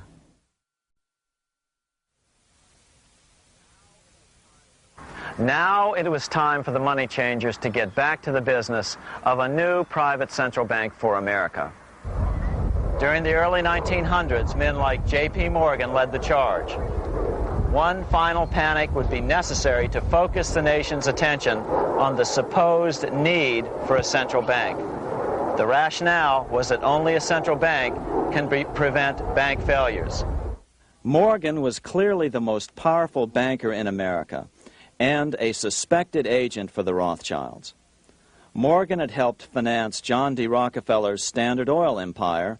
He had also helped finance the monopolies of Edward Harriman in railroads, of Andrew Carnegie in steel, and of others in numerous industries. But on top of that, J.P. Morgan's father, Junius Morgan, had been America's financial agent to the British. After his father's death, J.P. Morgan took on a British partner, Edward Grenfell, a longtime director of the Bank of England. In fact, upon Morgan's death, his estate contained only a few $1 million. The bulk of the securities most people thought he owned were, in fact, owned by others. In 1902, President Theodore Roosevelt allegedly went after Morgan and his friends by using the Sherman Antitrust Act to try to break up their industrial monopolies. Actually, Roosevelt did very little to interfere in the growing monopolization of American industry by the bankers and their surrogates. For example, Roosevelt supposedly broke up the Standard Oil monopoly, But it wasn't really broken at all. It was merely divided into 7 corporations, all still controlled by the Rockefellers. The public was aware of this thanks to political cartoonists like Thomas Nast, who referred to the bankers as the money trust. By 1907, the year after Teddy Roosevelt's re-election, Morgan decided it was time to try for a central bank again. Using their combined financial muscle, Morgan and his friends were secretly able to crash the stock market. Thousands of small banks were vastly overextended. Some had reserves of less than 1% thanks to the fractional reserve principle. Within days, bank runs were commonplace across the nation. Now Morgan stepped into the public arena and offered to prop up the faltering American economy by supporting failing banks with money he manufactured out of nothing. It was an outrageous proposal, far worse than even fractional reserve banking, but Congress let him do it. Morgan manufactured $200 million worth of this completely reserveless private money and bought things with it, paid for services with it, and sent some of it to his branch banks to lend out at interest. His plan worked. Soon, the public regained confidence in money in general and quit hoarding their currency. But as a result, banking power was further consolidated into the hands of a few large banks. By 1908, the panic was over, and Morgan was hailed as a hero by the president of Princeton University, a man by the name of Woodrow Wilson. All this trouble could be averted if we appointed a committee of 6 or 7 public-spirited men like J.P. Morgan to handle the affairs of our country. Economics textbooks would later explain that the creation of the Federal Reserve System was the direct result of the panic of 1907. Quote, "With its alarming epidemic of bank failures, the country was fed up once and for all with the anarchy of unstable private banking," close quote. But Minnesota Congressman Charles A. Lindbergh Sr., the father of the famous aviator Lucky Lindy, later explained that the panic of 1907 was really just a scam. Those not favorable to the money trust could be squeezed out of business and the people frightened into demanding changes in the banking and currency laws which the money trust would frame. So, since the passage of the National Bank Act of 1863, the money changers had been able to create a series of booms and busts. The purpose was not only to fleece the American public of their property, but to later claim that the banking system was basically so unstable that it had to be consolidated into a central bank once again.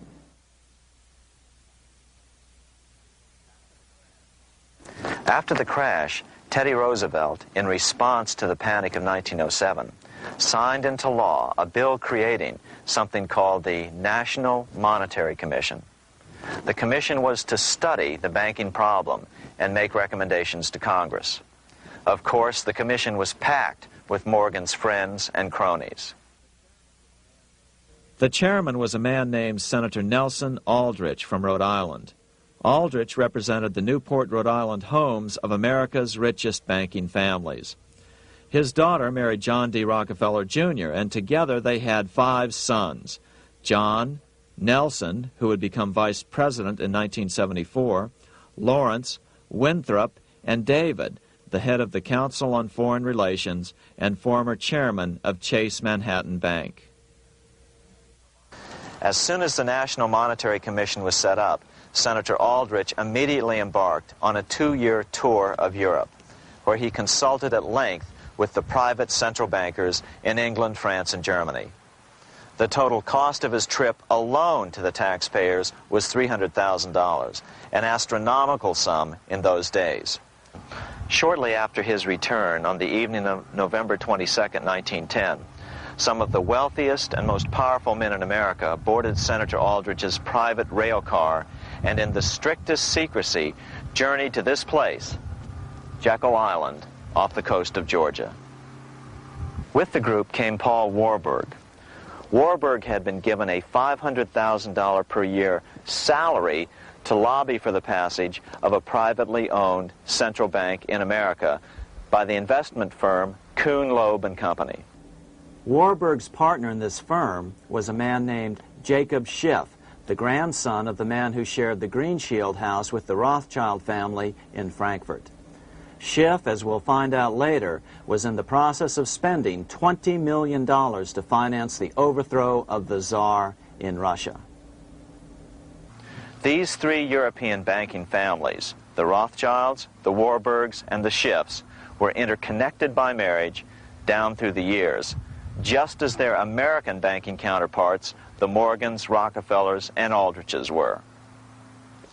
Secrecy was so tight that all 7 primary participants were cautioned to use only first names to prevent servants from learning their identities. Years later, one participant, Frank Vanderlip, president of National City Bank of New York and a representative of the Rockefeller family, confirmed the Jekyll Island trip in a February 9, 1935 edition of the Saturday Evening Post.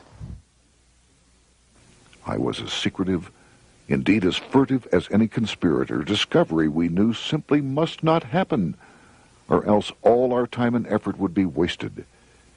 If it were to be exposed that our particular group had got together and written a banking bill, that bill would have no chance whatever of passage by Congress. The participants came here to figure out how to solve their major problem, how to bring back a privately owned central bank.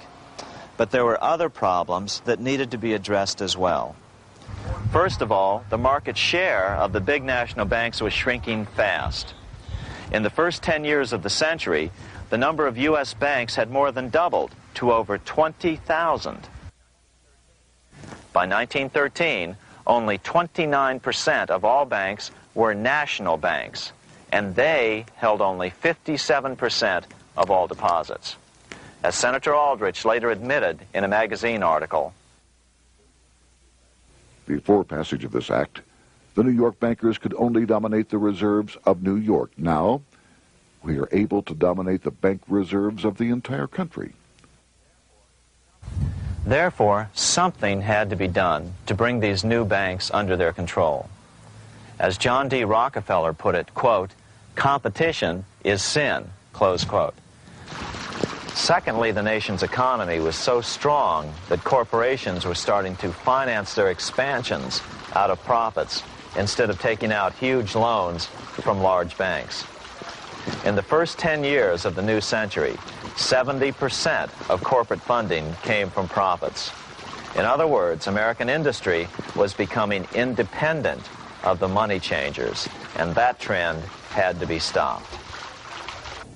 All the participants knew that these problems could be hammered out into a workable solution, but perhaps their biggest problem was a public relations problem, the name of the new bank. That discussion took place right here in this room, one of the many conference rooms in this sprawling hotel, today known as the Jekyll Island Club Hotel. Aldrich believed that the word bank should not even appear in the name. Warburg wanted to call the legislation the National Reserve Bill or the Federal Reserve Bill. The idea here was to give the impression that the purpose of the new central bank was to stop bank runs, but also to conceal its monopoly character. However, it was Aldrich, the egotistical politician, who insisted it be called the Aldrich Bill. After 9 days at Jekyll Island, the group dispersed. The new central bank would be very similar to the old Bank of the United States. It would be given a monopoly over U.S. currency and create that money out of nothing.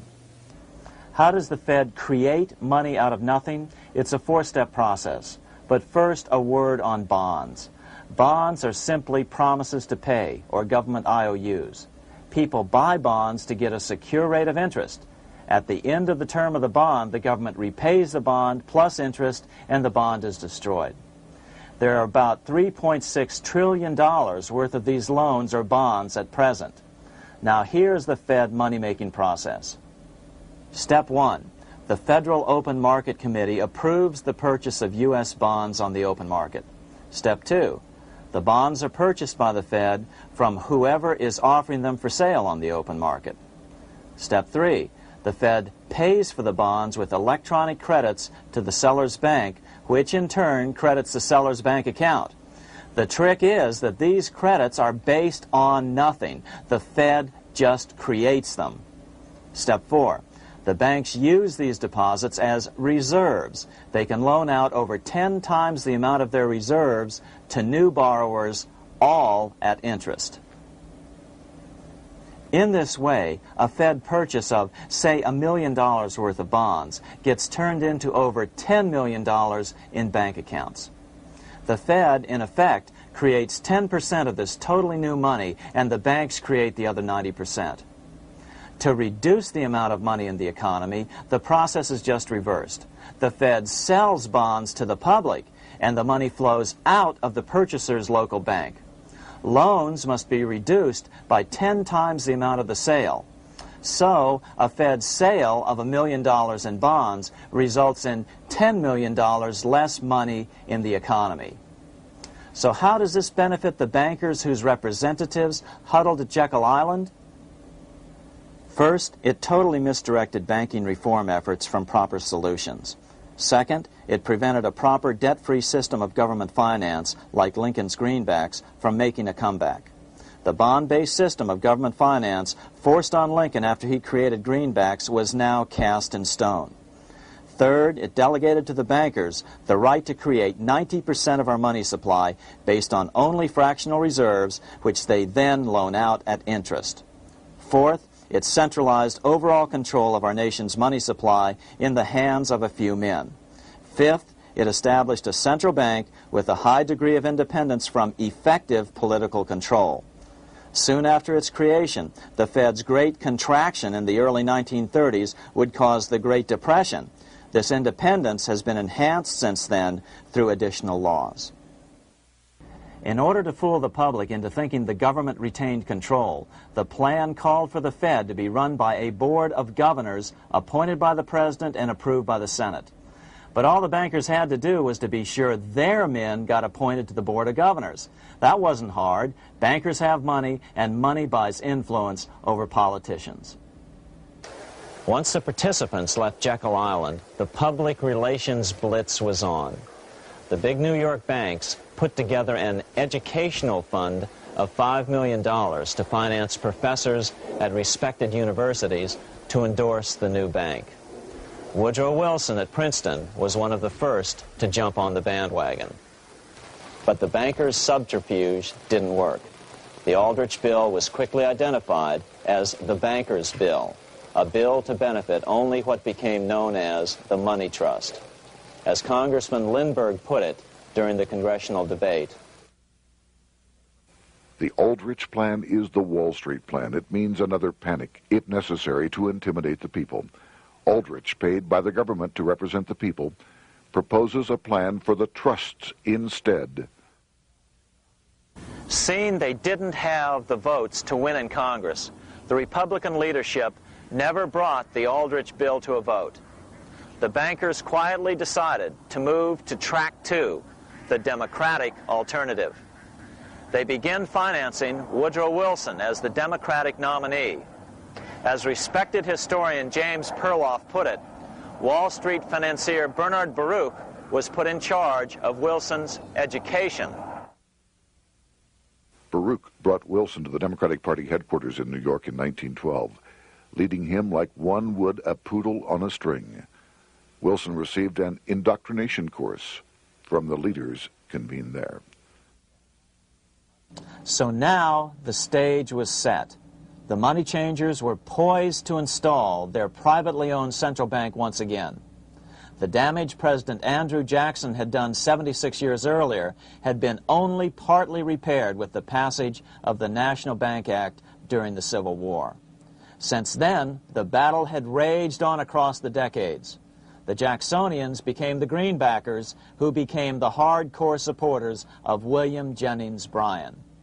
With Bryan leading the charge, these opponents of the money changers, ignorant of Baruch's tutelage, now threw themselves behind Democrat Woodrow Wilson. They and Bryan would soon be betrayed.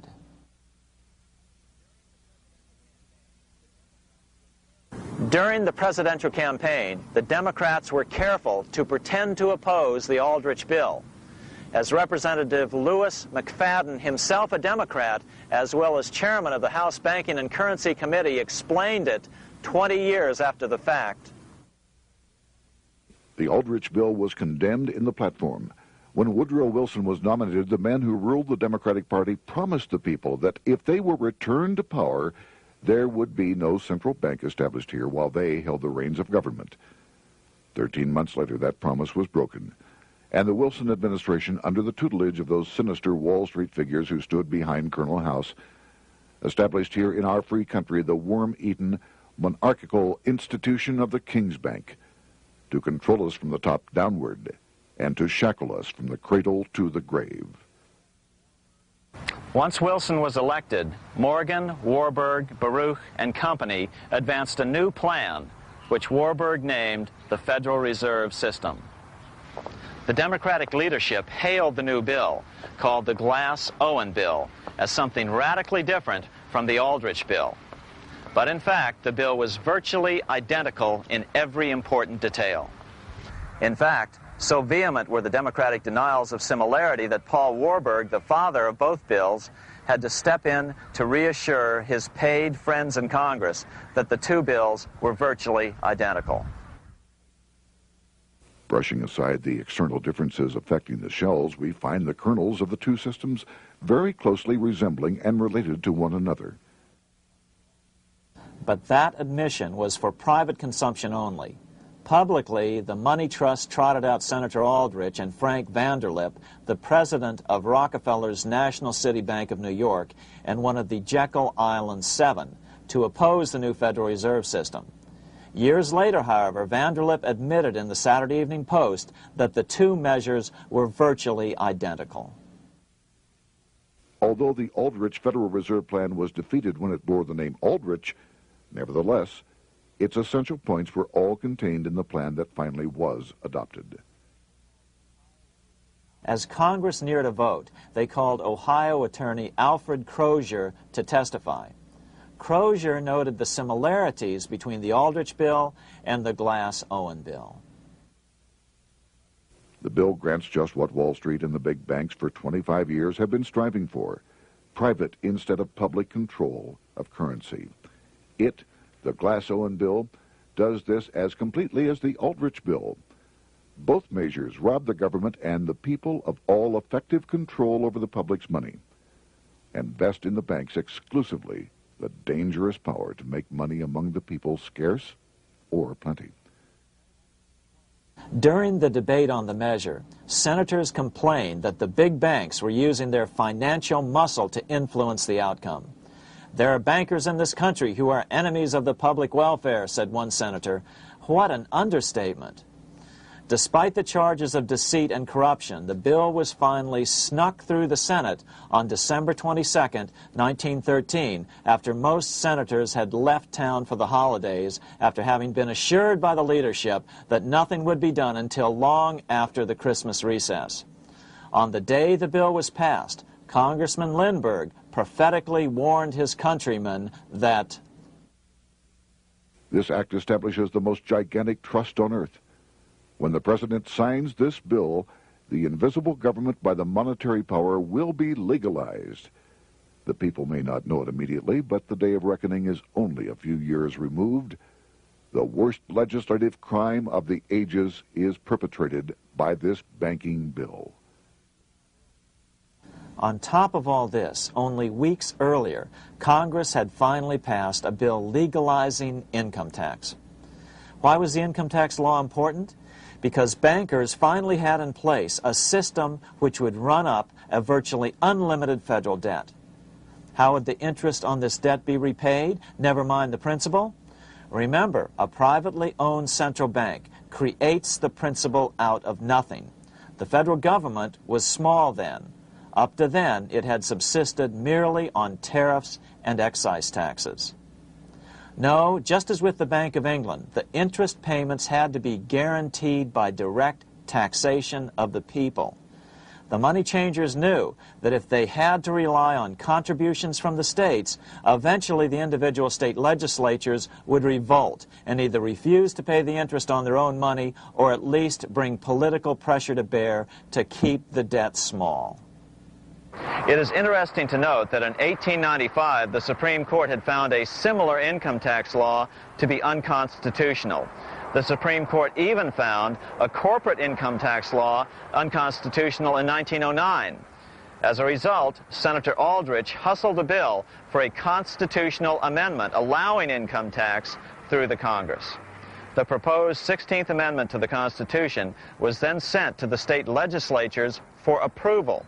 But some critics claim that the 16th Amendment was never ratified by the necessary 3/4 of the states. In other words, the 16th Amendment may not be legal. But the money changers were in no mood to debate the fine points. By October of 1913, Senator Aldrich had hustled the income tax bill through Congress.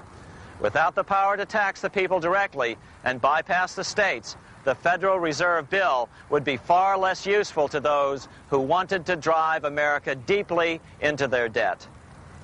A year after the passage of the Federal Reserve Bill, Congressman Lindbergh explained how the Fed created what we have come to call the business cycle and how they use it to their advantage.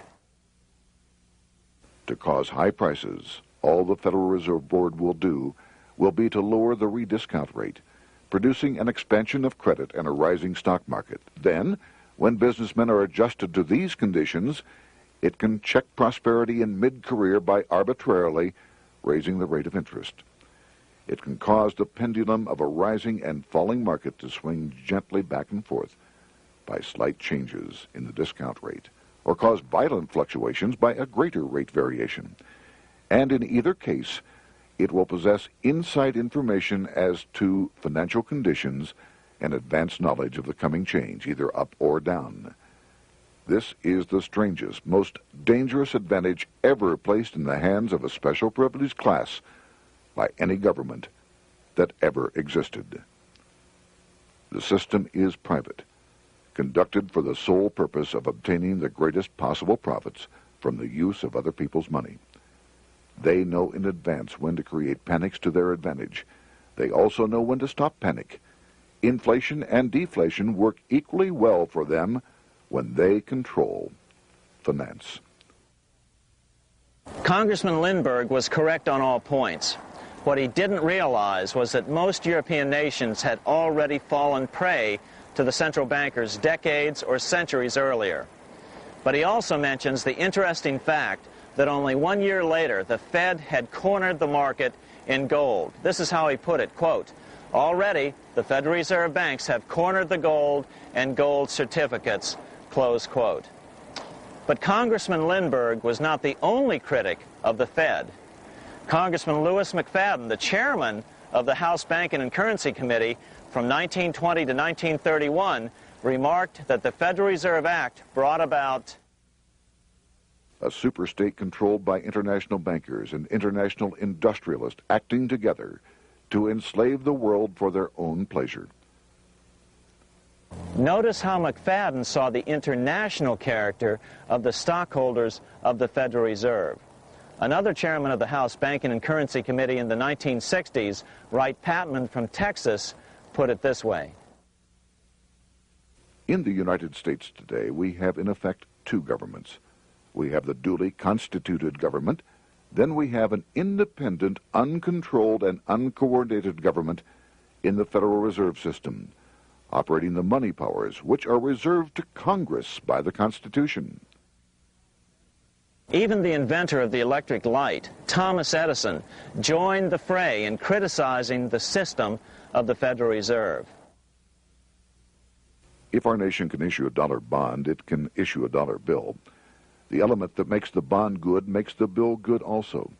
The difference between the bond and the bill is the bond lets money brokers collect twice the amount of the bond and an additional 20%, whereas the currency pays nobody but those who contribute directly in some useful way. It is absurd to say that our country can issue $30 million in bonds and not $30 million in currency. Both are promises to pay, but one promise fattens the usurers, and the other helps the people. 3 years after the passage of the Federal Reserve Act, even President Wilson began to have second thoughts about what had been unleashed during his first term in office. We have come to be one of the worst ruled, one of the most completely controlled governments in the civilized world, no longer a government of free opinion, no longer a government by a vote of the majority, but a government by the opinion and duress of a small group of dominant men. Some of the biggest men in the United States in the field of commerce and manufacture are afraid of something. They know that there is a power somewhere so organized, so subtle, so watchful, so interlocked, so complete, so pervasive, that they had better not speak above their breath when they speak in condemnation of it. Before his death in 1924, President Wilson realized the full extent of the damage he had done to America when he confessed, "I have unwittingly ruined my government." So finally, the money changers, those who profit by manipulating the amount of money in circulation, had their privately owned central bank installed again in America. The major newspapers, which they also owned, hailed passage of the Federal Reserve Act of 1913, telling the public that now depressions could be scientifically prevented. The fact of the matter was that now depressions could be scientifically created.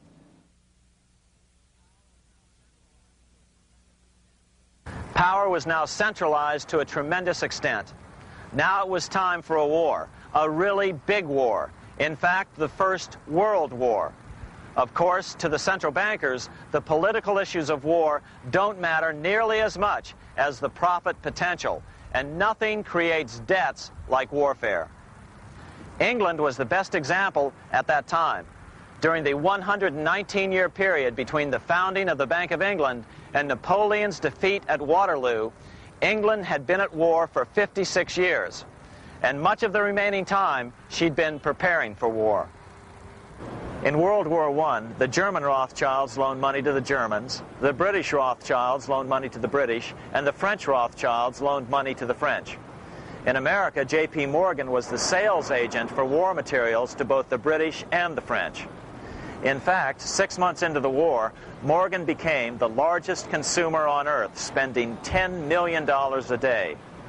His offices here at 23 Wall Street were mobbed by brokers and salesmen trying to cut a deal. In fact, it got so bad that the bank had to post guards at every door and at the partners' homes as well. Many other New York bankers made out as well from the war.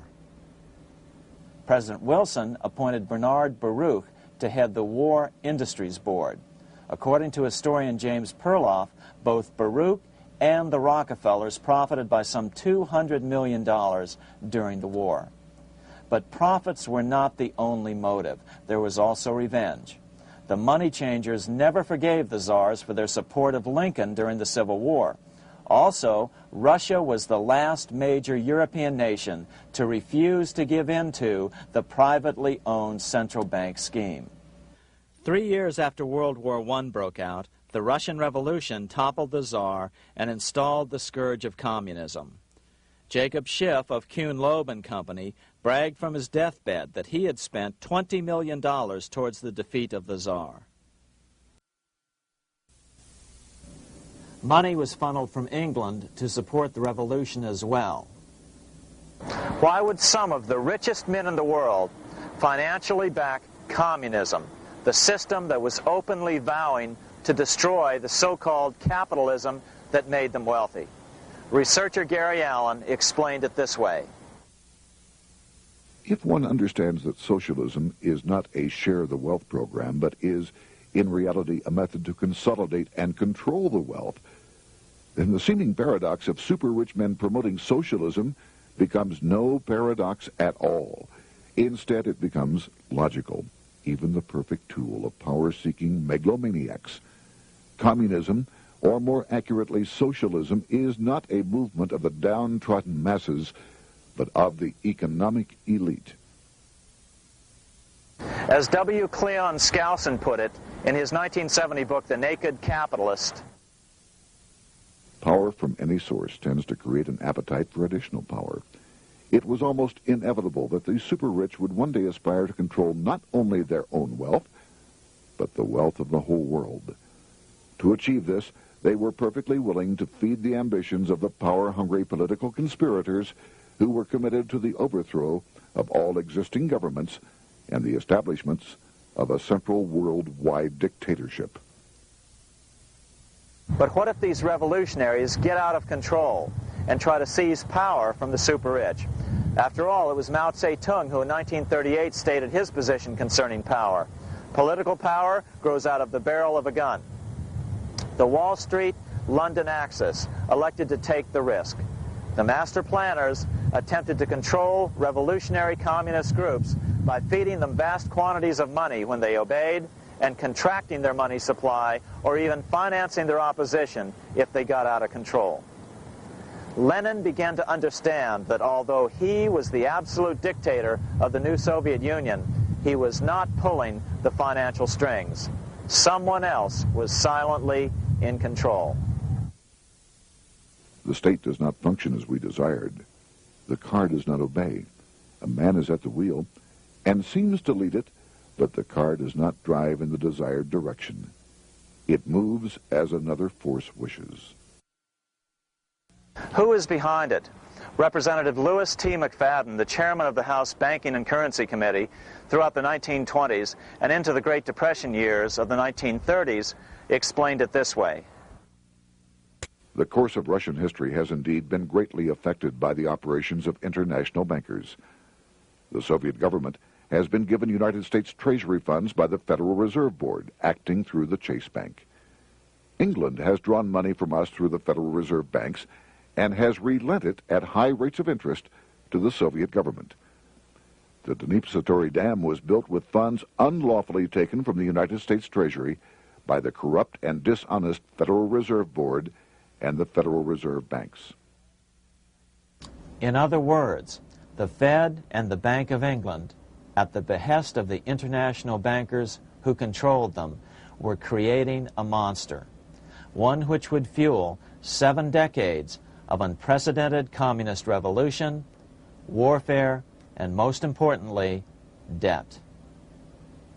In case you think there's some chance that the money changers got communism going and then lost control, in 1992, the Washington Times reported that Russian President Boris Yeltsin was upset that most of the incoming foreign aid was being siphoned off, quote, straight back into the coffers of Western banks in debt service, close quote. No one in his right mind would claim that a war as large as World War I had a single cause. Wars are complex things with many causative factors. But on the other hand, it would also be equally foolish to ignore as a prime cause of World War I those who would profit the most from the war. The role of the money changers is no wild conspiracy theory. They had a motive, a short-ranged, self-serving motive, as well as a long-range political motive of advancing totalitarian governments, with the money changers maintaining the financial clout to control whatever politician might emerge as the leader. Next, we'll see what the money changers' ultimate political goal is for the world.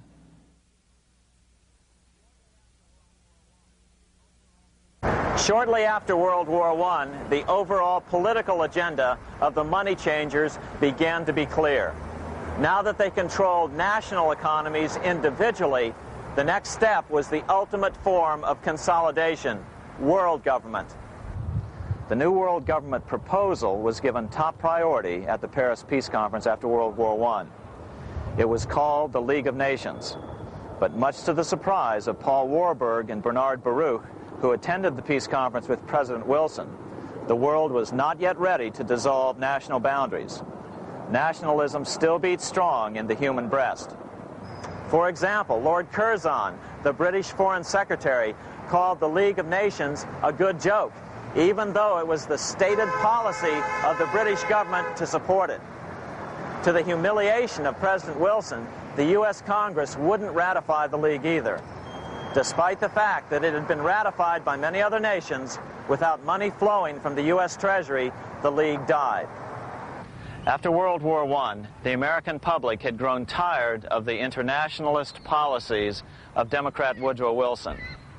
In the presidential election of 1920, Republican Warren Harding won a landslide victory with over 60% of the vote.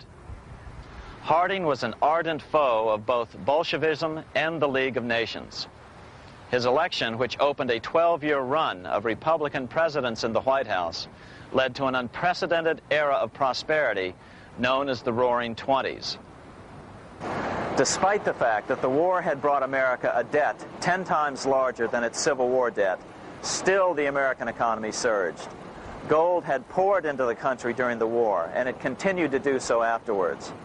In the early 1920s, the governor of this bank, the Federal Reserve Bank of New York, a man named Benjamin Strong, met frequently with the secretive and eccentric governor of the Bank of England, Montague Norman.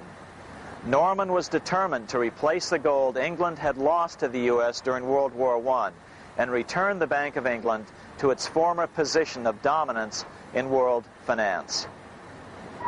On top of that, rich with gold, the American economy might get out of control again, just like it had done after the Civil War. During the next 8 years, under the presidencies of Harding and Coolidge, the huge federal debt built up during World War I was cut by 38%, down to $16 billion, the greatest percentage drop in U.S. history. During the election of 1920, Warren Harding and Calvin Coolidge ran against James Cox, the governor of Ohio, and the little-known Franklin D. Roosevelt, who had previously risen to no higher post than President Wilson's Assistant Secretary of the Navy. After his inauguration, Harding moved quickly to formally kill the League of Nations. Then he quickly moved to reduce domestic taxes while raising tariffs to record heights. Now, this was a revenue policy of which most of the Founding Fathers would certainly have approved. His second year in office, Harding took ill on a train trip in the West and suddenly died. Although no autopsy was performed, the cause was said to be either pneumonia or food poisoning. When Coolidge took over, he continued Harding's domestic economic policy of high tariffs on imports while cutting income taxes. As a result, the economy grew at such a rate that net revenue still increased. Now that had to be stopped. So just as they'd done so frequently before, the money changers decided it was time to crash the American economy. The Federal Reserve began flooding the country with money. They increased the money supply by 62% during these years.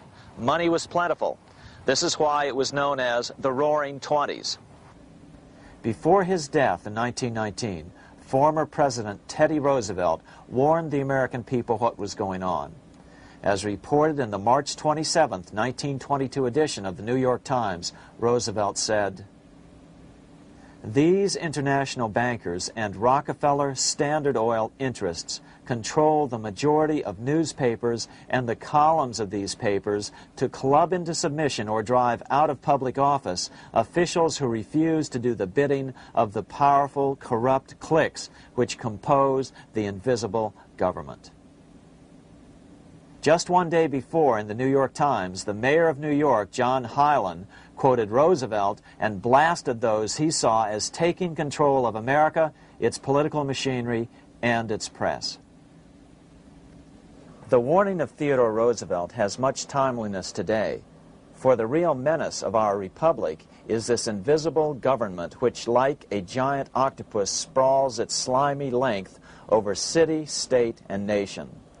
It seizes in its long and powerful tentacles our executive officers, our legislative bodies, our schools, our courts, our newspapers, and every agency created for the public protection. To depart from mere generalizations, let me say that at the head of this octopus are the Rockefeller Standard Oil interest and a small group of powerful banking houses generally referred to as the international bankers. The little coterie of powerful international bankers virtually run the United States government for their own selfish purposes. They practically control both parties, write political platforms, make cat's paws of party leaders, use the leading men of private organizations, and resort to every device to place a nomination for high public office only such candidates as will be amenable to the dictates of corrupt big business. These international bankers and Rockefeller Standard Oil interests control the majority of newspapers and magazines in this country. Why didn't people listen to such strong warnings and demand that Congress reverse its 1913 passage of the Federal Reserve Act? Because remember, it was the 1920s. A steady increase in bank loans contributed to a rising market. In other words, just as it is today, in times of prosperity, no one wants to worry about economic issues. But there was a dark side to all this prosperity. Businesses expanded and became strung out on credit. Speculation in the booming stock market became rampant. Although everything looked rosy, it was a castle made of sand. When all was in readiness, in April of 1929, Paul Warburg, the father of the Federal Reserve, sent out a secret advisory warning his friends that a collapse and nationwide depression was certain. In August of 1929, the Fed began to tighten money. It is not a coincidence that the biographies of all the Wall Street giants of that era, John D. Rockefeller, J.P. Morgan, Bernard Baruch, etc., all marvel that they got out of the stock market just before the crash and put all their assets in cash or gold. On October 24th, 1929, the big New York bankers called in their 24-hour broker call loans. This meant that both stockbrokers and customers had to dump their stocks on the market to cover their loans, no matter what price they had to sell them for. As a result, the market tumbled, and that day was known as Black Thursday. According to John Kenneth Galbraith, writing in The Great Crash, 1929, at the height of the selling frenzy, Bernard Baruch brought Winston Churchill into the visitors' gallery of the New York Stock Exchange here to witness the panic and impress him with his power over the wild events down on the floor. Congressman Louis McFadden, chairman of the House Committee on Banking and Currency from 1920 to 1931, knew who to blame. He accused the Fed and the international bankers of orchestrating the crash. It was not accidental. It was a carefully contrived occurrence. The international bankers sought to bring about a condition of despair here so that they might emerge as rulers of us all. But McFadden went even farther. He openly accused them of causing the crash in order to steal America's gold. In February 1931, in the midst of the Depression, he put it this way. I think it can hardly be disputed that the statesmen and financiers of Europe are ready to take almost any means to reacquire rapidly the gold stock which Europe lost to America as the result of World War I. Curtis Dahl, a broker for Lehman Brothers, was on the floor of the New York Stock Exchange the day of the crash.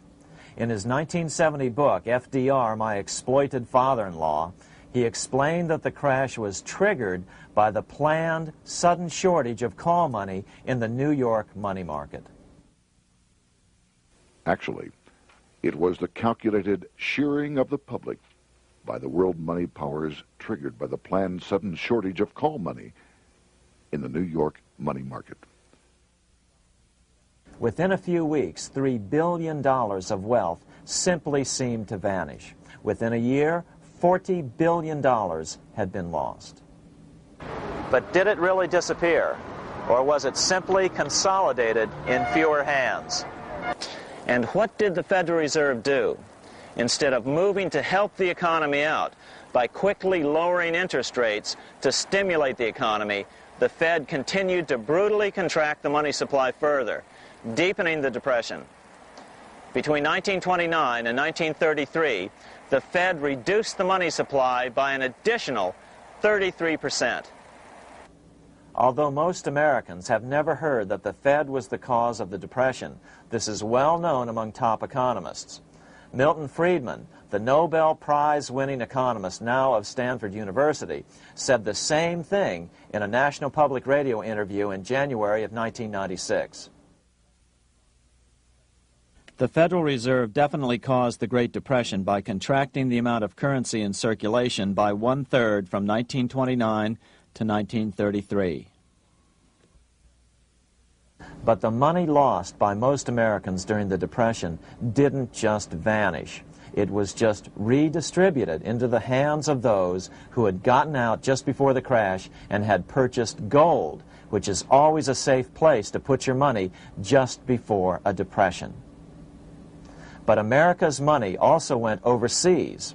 Incredibly, as President Hoover was heroically trying to rescue banks and prop up businesses, with millions of Americans starving as the Great Depression deepened, millions of dollars were being spent rebuilding Germany from damage sustained during World War I.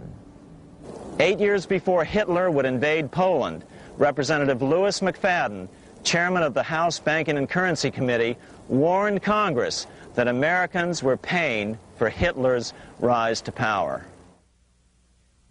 After World War I, Germany fell into the hands of the German international bankers.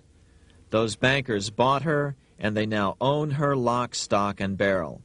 They have purchased her industries, they have mortgages on her soil, they control her production, they control all her public utilities.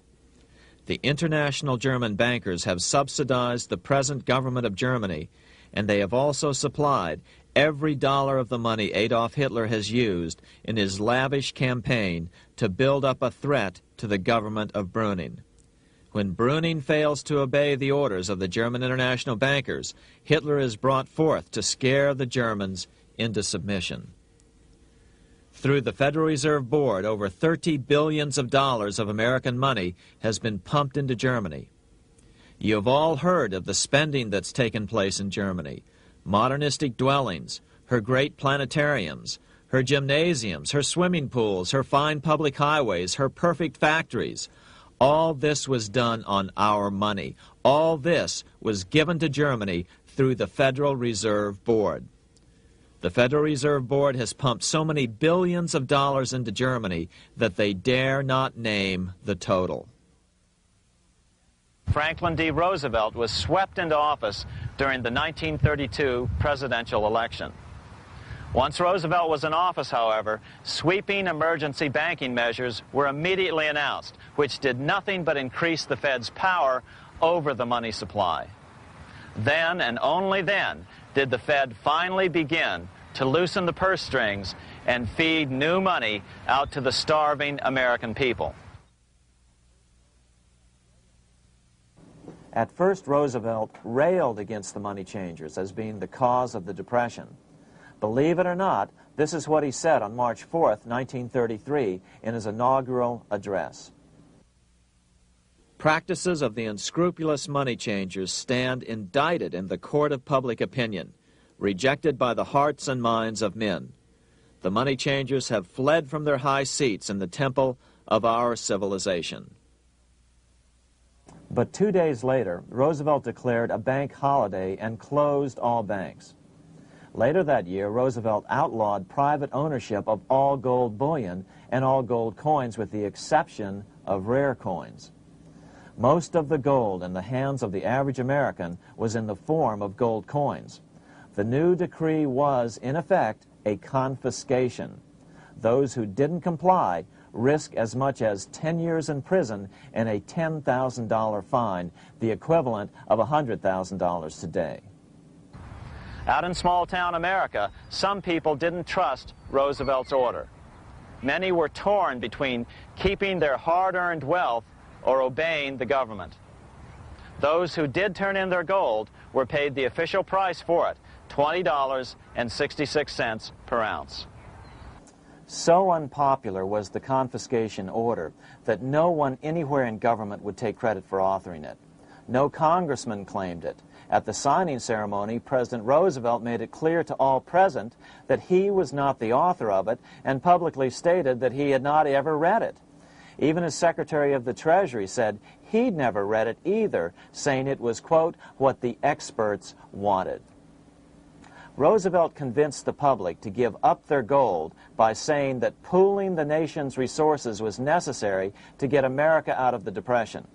With great fanfare, he ordered a new bullion depository built to hold the mountain of gold the U.S. government was illegally confiscating.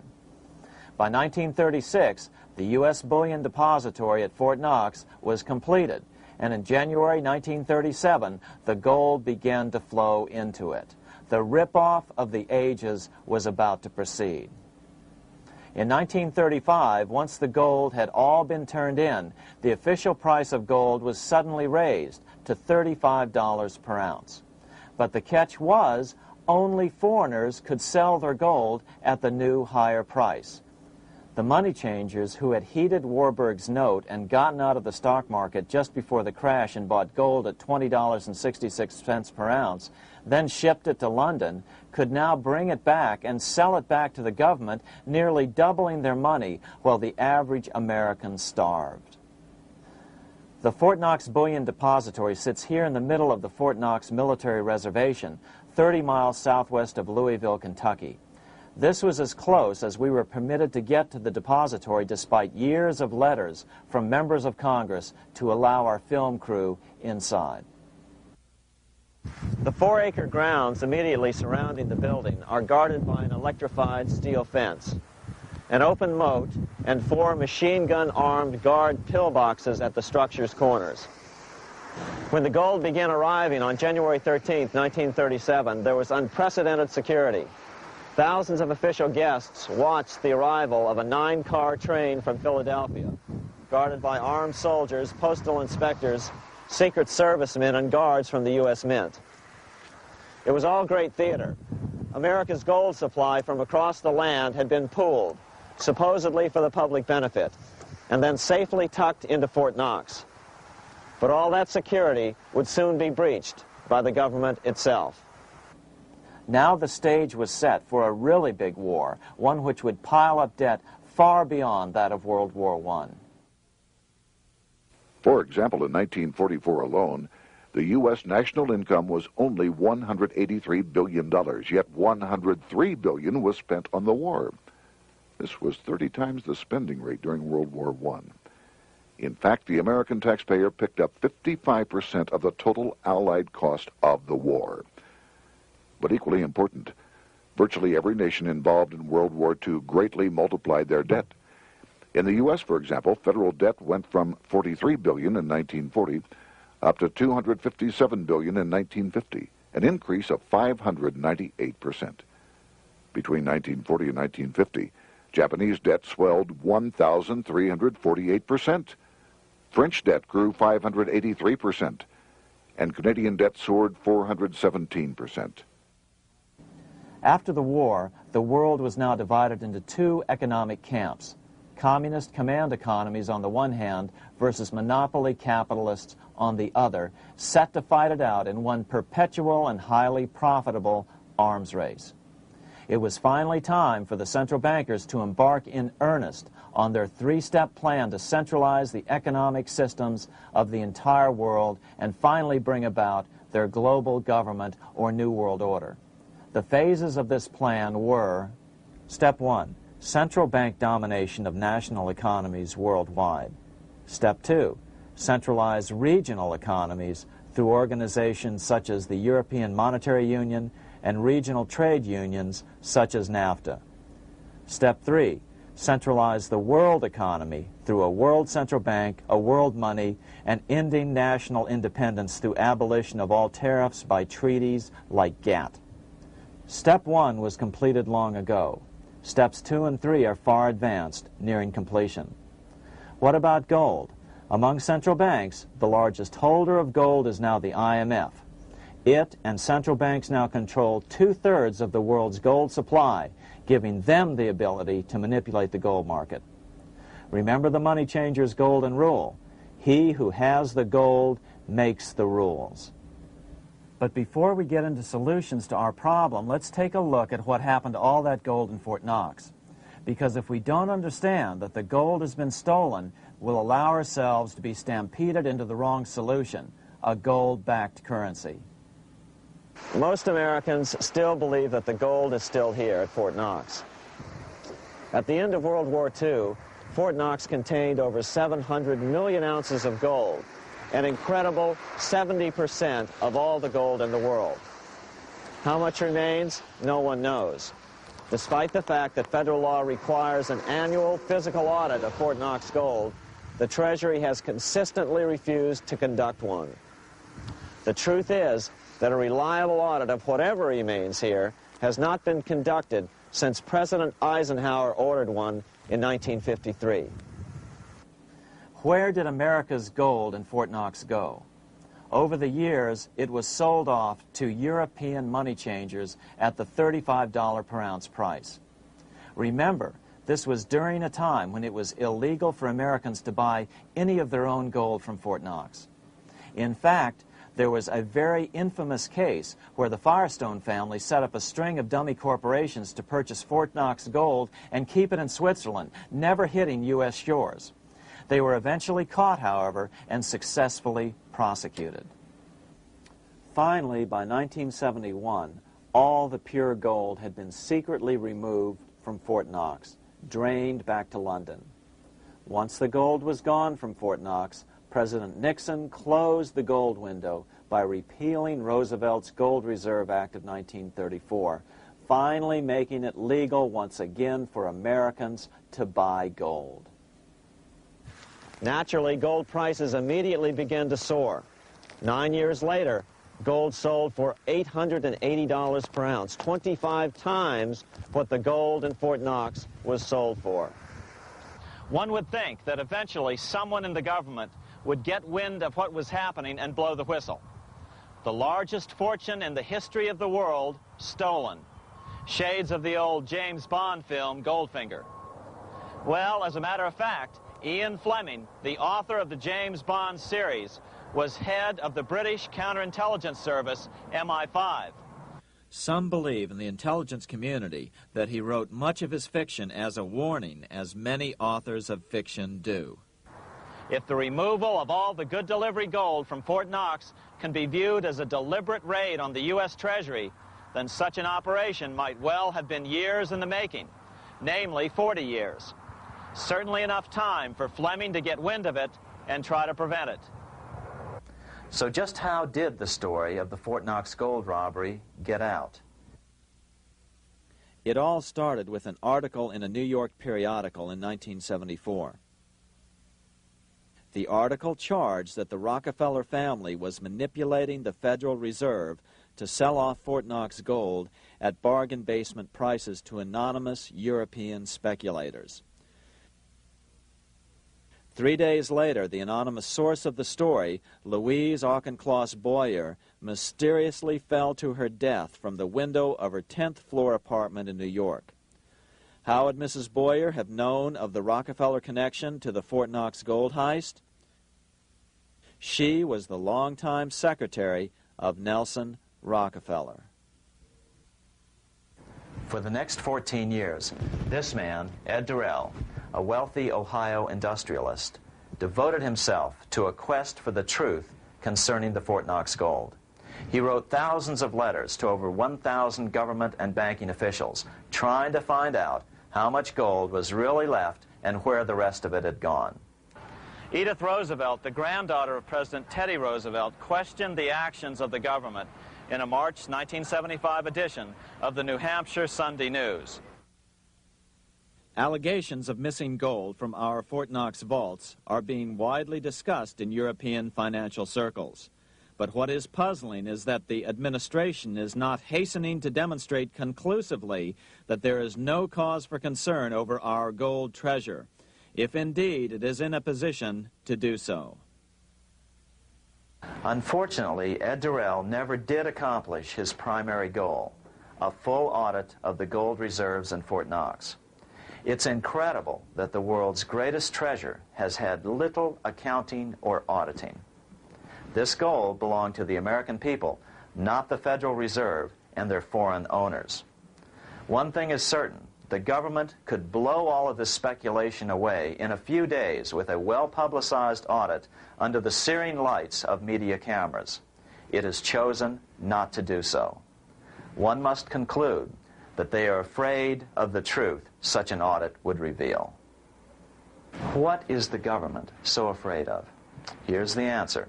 When President Ronald Reagan took office in 1981, his conservative friends urged him to study the feasibility of returning to a gold standard as the only way to curb government spending.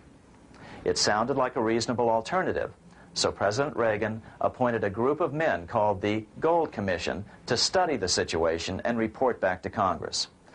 What Reagan's Gold Commission reported back to Congress in 1982 was the following shocking revelation concerning gold. The U.S. Treasury owned no gold at all.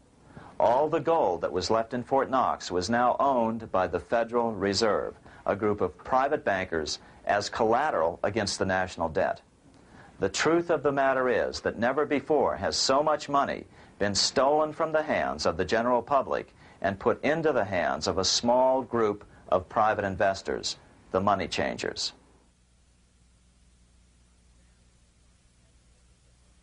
I'm standing in front of the headquarters of the International Monetary Fund located in Washington, D.C. Across the street, right over there, is the headquarters of the World Bank. What are these organizations and who controls them? And most importantly, are they about to create a huge worldwide depression? Let us step back in time for a moment to the aftermath of World War I. People were tired of war, so under the guise of peacemaking, the international bankers devised a plan to consolidate power even further. Claiming only an international government would stem the tide of world wars, the money changers pushed forward a proposal for world government which stood on three legs. A world central bank to be called the Bank of International Settlements, a world judiciary to be called the World Court located in The Hague, the Netherlands, and a world executive and legislature to be called the League of Nations.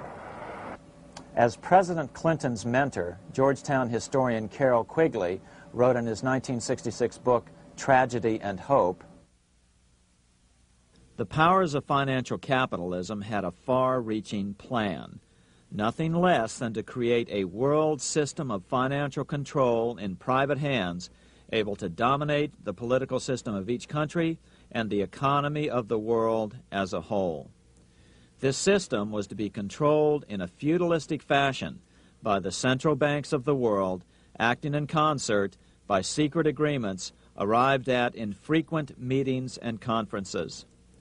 The apex of the system was to be the Bank for International Settlements in Bâle, Switzerland, a private bank owned and controlled by the world central banks, which were themselves private corporations.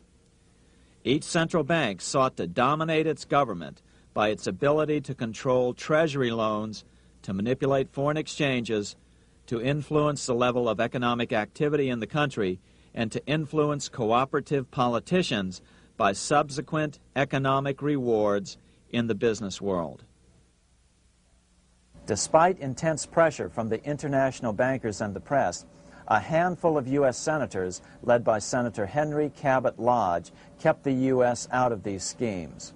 Without U.S. participation, the League was doomed. Incredibly, even though the U.S. rejected the World Central Bank, the BIS, the New York Federal Reserve ignored its government and arrogantly sent representatives to Switzerland to participate in the central bankers' meeting right up until 1994, when the U.S. was finally officially dragged into it. Their world government schemes thwarted, the bankers resorted to the old formula, another war to wear down the resistance to world government while reaping handsome profits.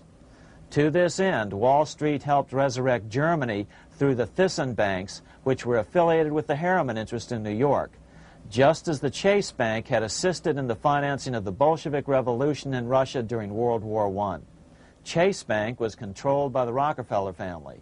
Subsequently, it was merged with Warburg's Manhattan Bank to form the Chase Manhattan Bank. Now this has merged with Chemical Bank of New York, making it the largest Wall Street bank. Their strategy worked. Even before World War II was over, world government was back on track. In 1944, at Bretton Woods, New Hampshire, the International Monetary Fund and the World Bank were approved with full U.S. participation. The Second League of Nations, renamed the United Nations, was approved in 1945. Soon, a new international court system was functioning as well. All effective opposition to these international bodies before the war had evaporated in the heat of war, just as planned. These new organizations simply repeated on a world scale what the National Banking Act of 1864 and the Federal Reserve Act of 1913 had established in the U.S. They created a banking cartel composed of the world's central banks, which gradually assumed the power to dictate credit policies to the banks of all the nations. For example, just as the Federal Reserve Act authorized the creation of a new national fiat currency called Federal Reserve Notes, the IMF has been given the authority to issue a world fiat money called Special Drawing Rights, or SDRs. To date, the IMF has created in excess of $30 billion worth of SDRs. Member nations are being pressured to make their currencies fully exchangeable for SDRs.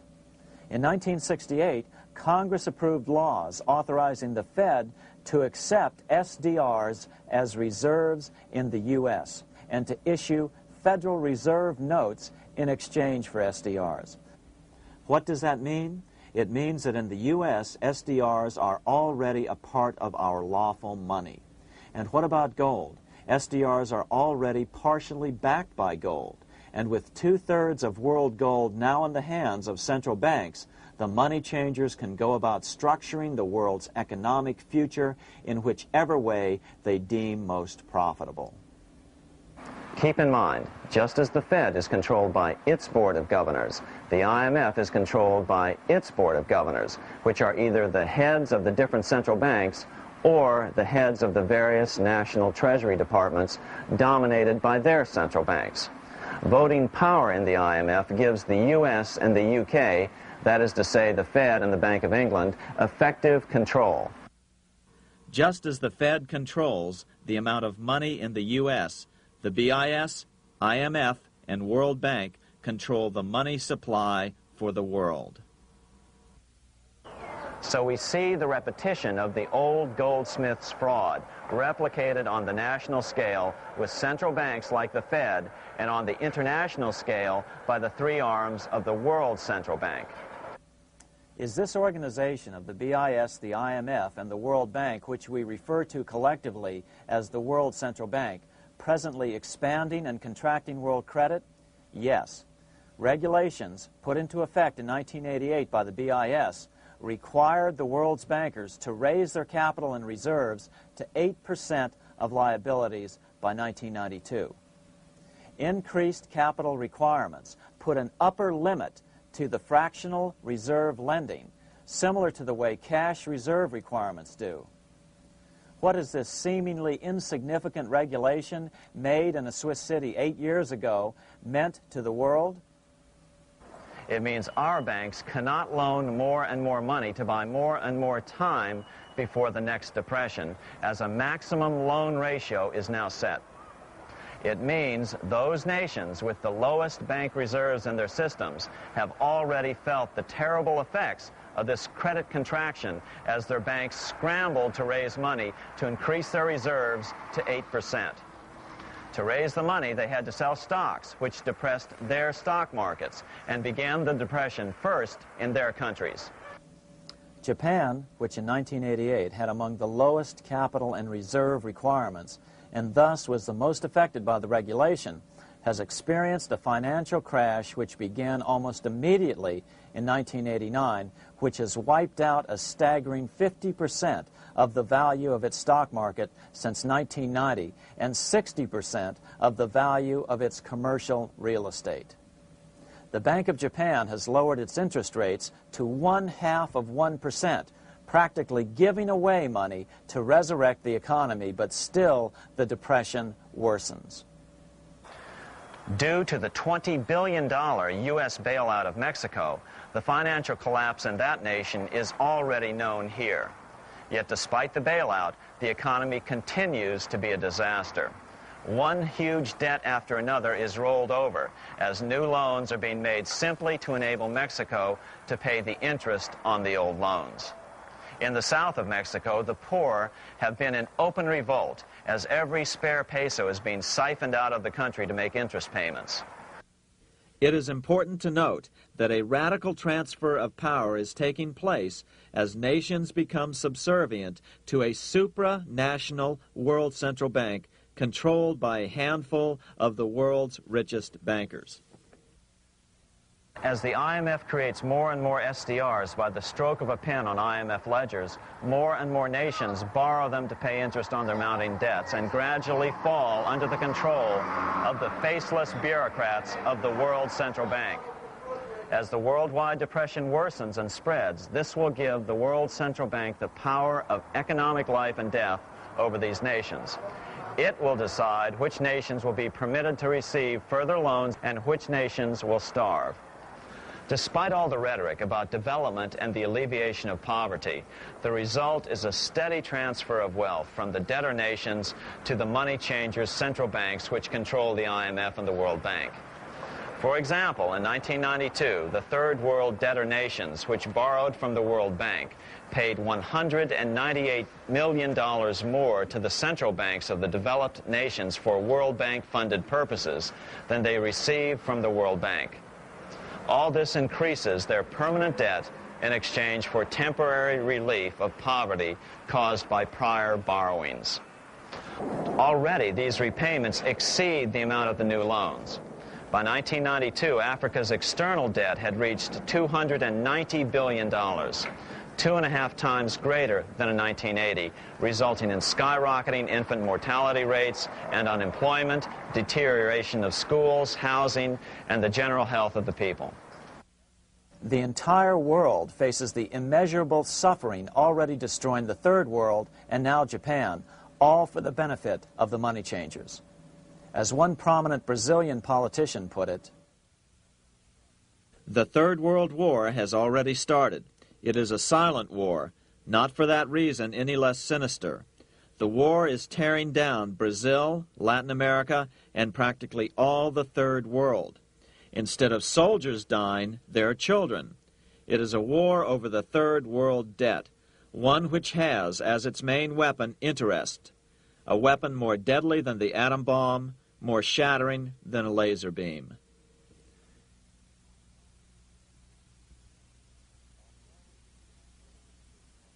Although it would be absurd to ignore the pivotal role played by influential families such as the Rothschilds, the Warburgs, the Schiffs, the Morgans, and the Rockefellers in any review of the history of central banking and fractional banking, keep in mind, by now, central banks and the large commercial banks are up to 3 centuries old and deeply entrenched in the economic life of many nations. These banks are no longer dependent on clever individuals such as a Nathan Rothschild. Years ago, the question of ownership was important, but no longer. For example, both the Bank of England and the Bank of France were nationalized after World War II, and nothing changed, nothing at all.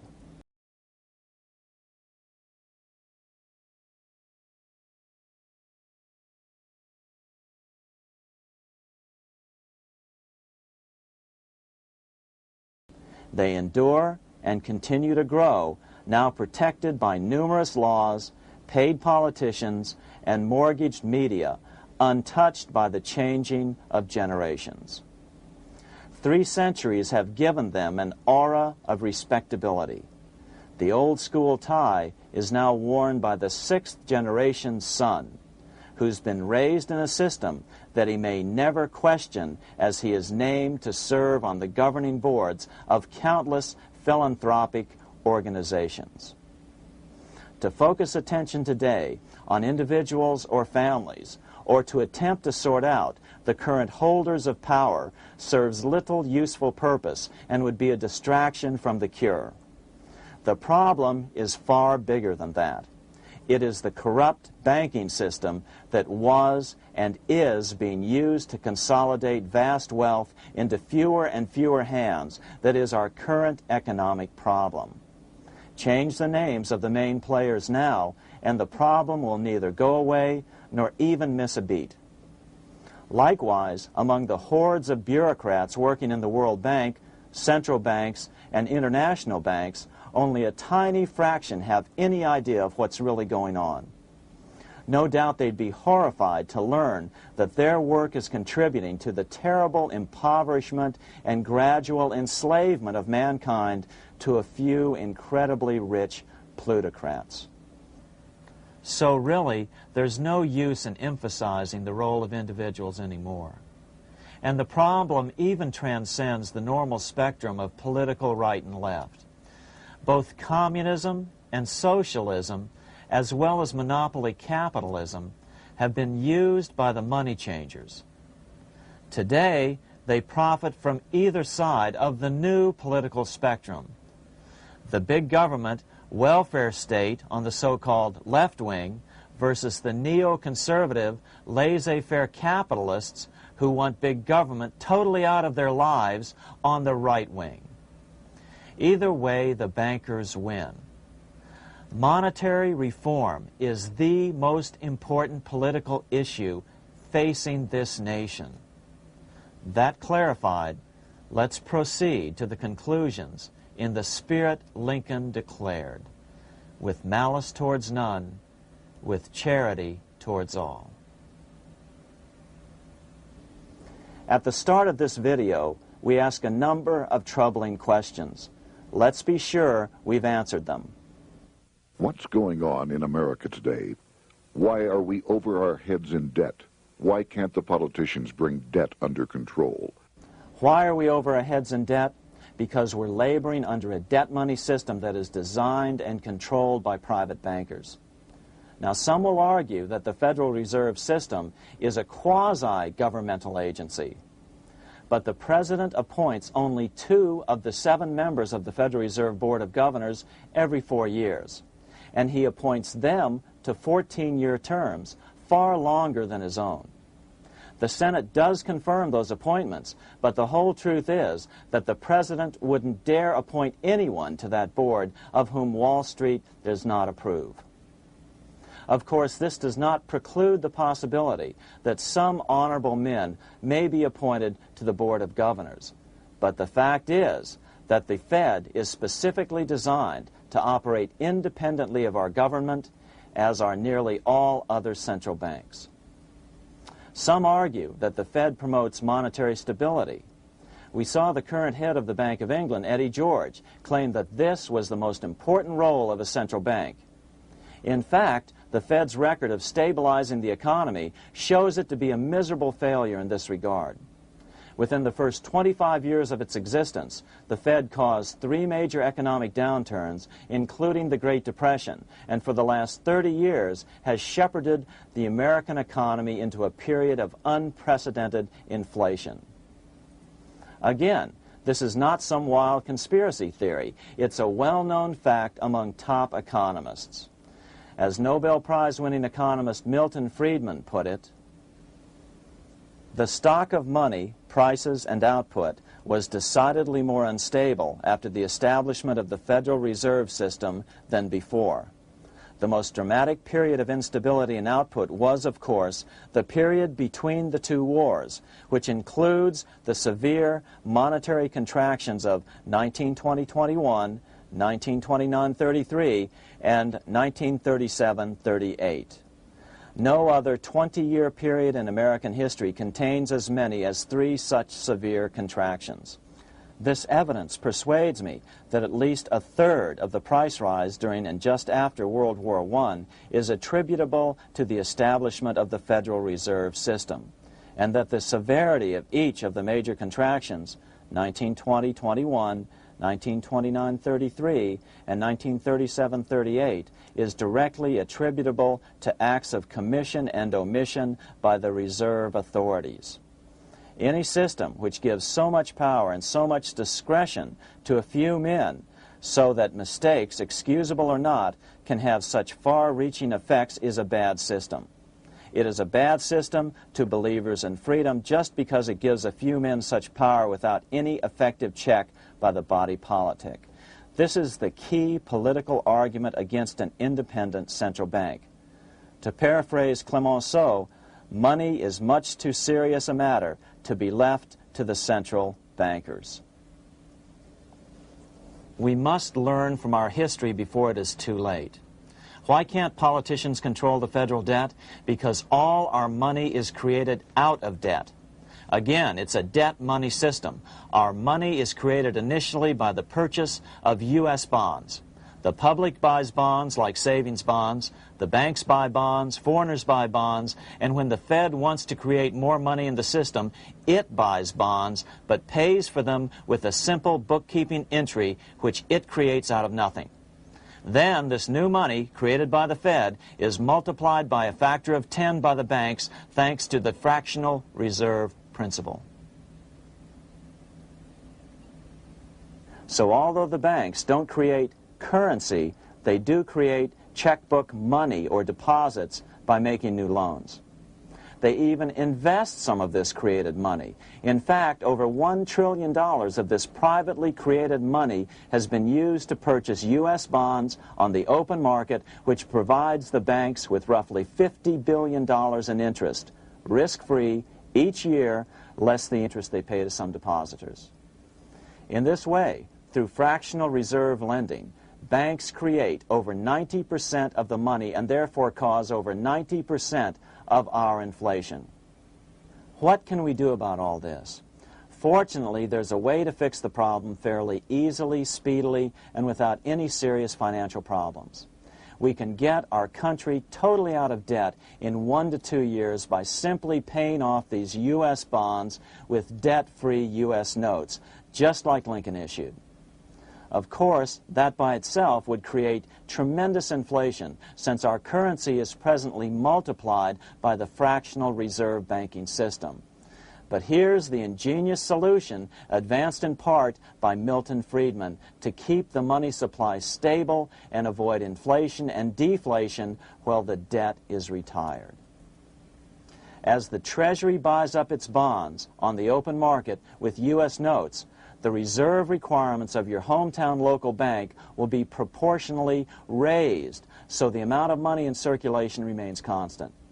As those holding bonds are paid off in U.S. notes, they will deposit this money, thus making available the currency then needed by the banks to increase their reserves.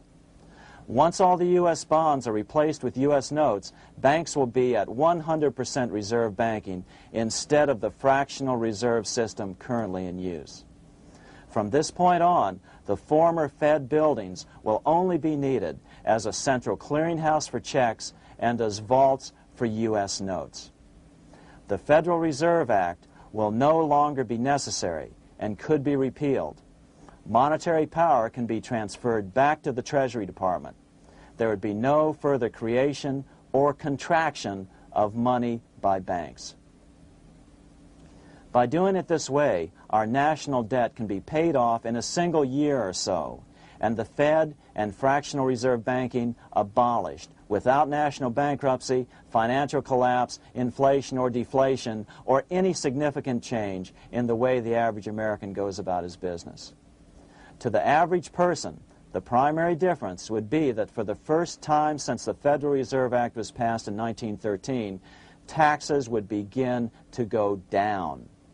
Now there's a real national blessing for you, rather than for Hamilton's banker friends. Now let's take a look at these proposals in more detail. Here are the main provisions of a Monetary Reform Act which needs to be passed by Congress. We've drafted a proposed Monetary Reform Act which follows at the end of this tape. Of course, variations with the same results would be equally welcome. 1. Pay off the debt with debt-free U.S. notes. As Thomas Edison put it, if the U.S. can issue a dollar bond, it can issue a dollar bill. They both rest purely on the faith and credit of the United States government. This amounts to a simple substitution of one type of government obligation for another. One bears interest, the other doesn't. Federal Reserve notes could be used for this as well, but could not be printed after the Fed's abolished as we propose, so we suggest using U.S. notes instead. 2. Abolish fractional reserve banking. As the debt is paid off, the reserve requirements of all banks and financial institutions would be raised proportionally at the same time to absorb the new U.S. notes, which would be deposited and become the bank's increased reserves. Towards the end of the first year of the transition period, the remaining liabilities of financial institutions would be assumed or acquired by the U.S. government in a one-time operation. In other words, they too would eventually be paid off with debt-free U.S. notes in order to keep the total money supply stable. At the end of the first year or so, all of the national debt would be paid, and we could start enjoying the benefits of full reserve banking. The Fed would be obsolete, an anachronism. 3. Repeal the Federal Reserve Act of 1913 and the National Banking Act of 1864. These acts delegate the money power to a private banking monopoly. They must be repealed, and the money power handed back to the Department of Treasury, where they were initially under President Abraham Lincoln. No banker or person in any way affiliated with financial institutions should be allowed to regulate banking. After the first two reforms, these acts would serve no useful purpose anyway, since they relate to a fractional reserve banking system. 4. Withdraw the U.S. from the IMF, the BIS, and the World Bank. These institutions, like the Federal Reserve, are designed to further centralize the power of the international bankers over the world's economy, and the U.S. must withdraw from them. Their harmless functions, such as currency exchange, can be accomplished either nationally or in new organizations limited to those functions. Such a monetary reform act would guarantee that the amount of money in circulation would stay very stable, causing neither inflation nor deflation. Remember, for the last 3 decades, the Fed has doubled the American money supply every 10 years. That fact and fractional reserve banking are the real causes of inflation and the reduction in our buying power, a hidden tax. These and other taxes are the real reasons both parents now have to work just to get by. The money supply should increase slowly to keep prices stable, roughly in proportion to population growth, about 3% per year, not at the whim of a group of bankers meeting in secret. In fact, all future decisions on how much money will be in the American economy must be made based on statistics of population growth and the price level index. The new monetary regulators and the Treasury Department, perhaps called the Monetary Committee, would have absolutely no discretion in this matter except in time of declared war. This would ensure a steady, stable money growth of roughly 3% per year, resulting in stable prices and no sharp changes in the money supply. To make certain the process is completely open and honest, all deliberations would be public, not secret, as meetings of the Fed's Board of Governors are today. How do we know this will work?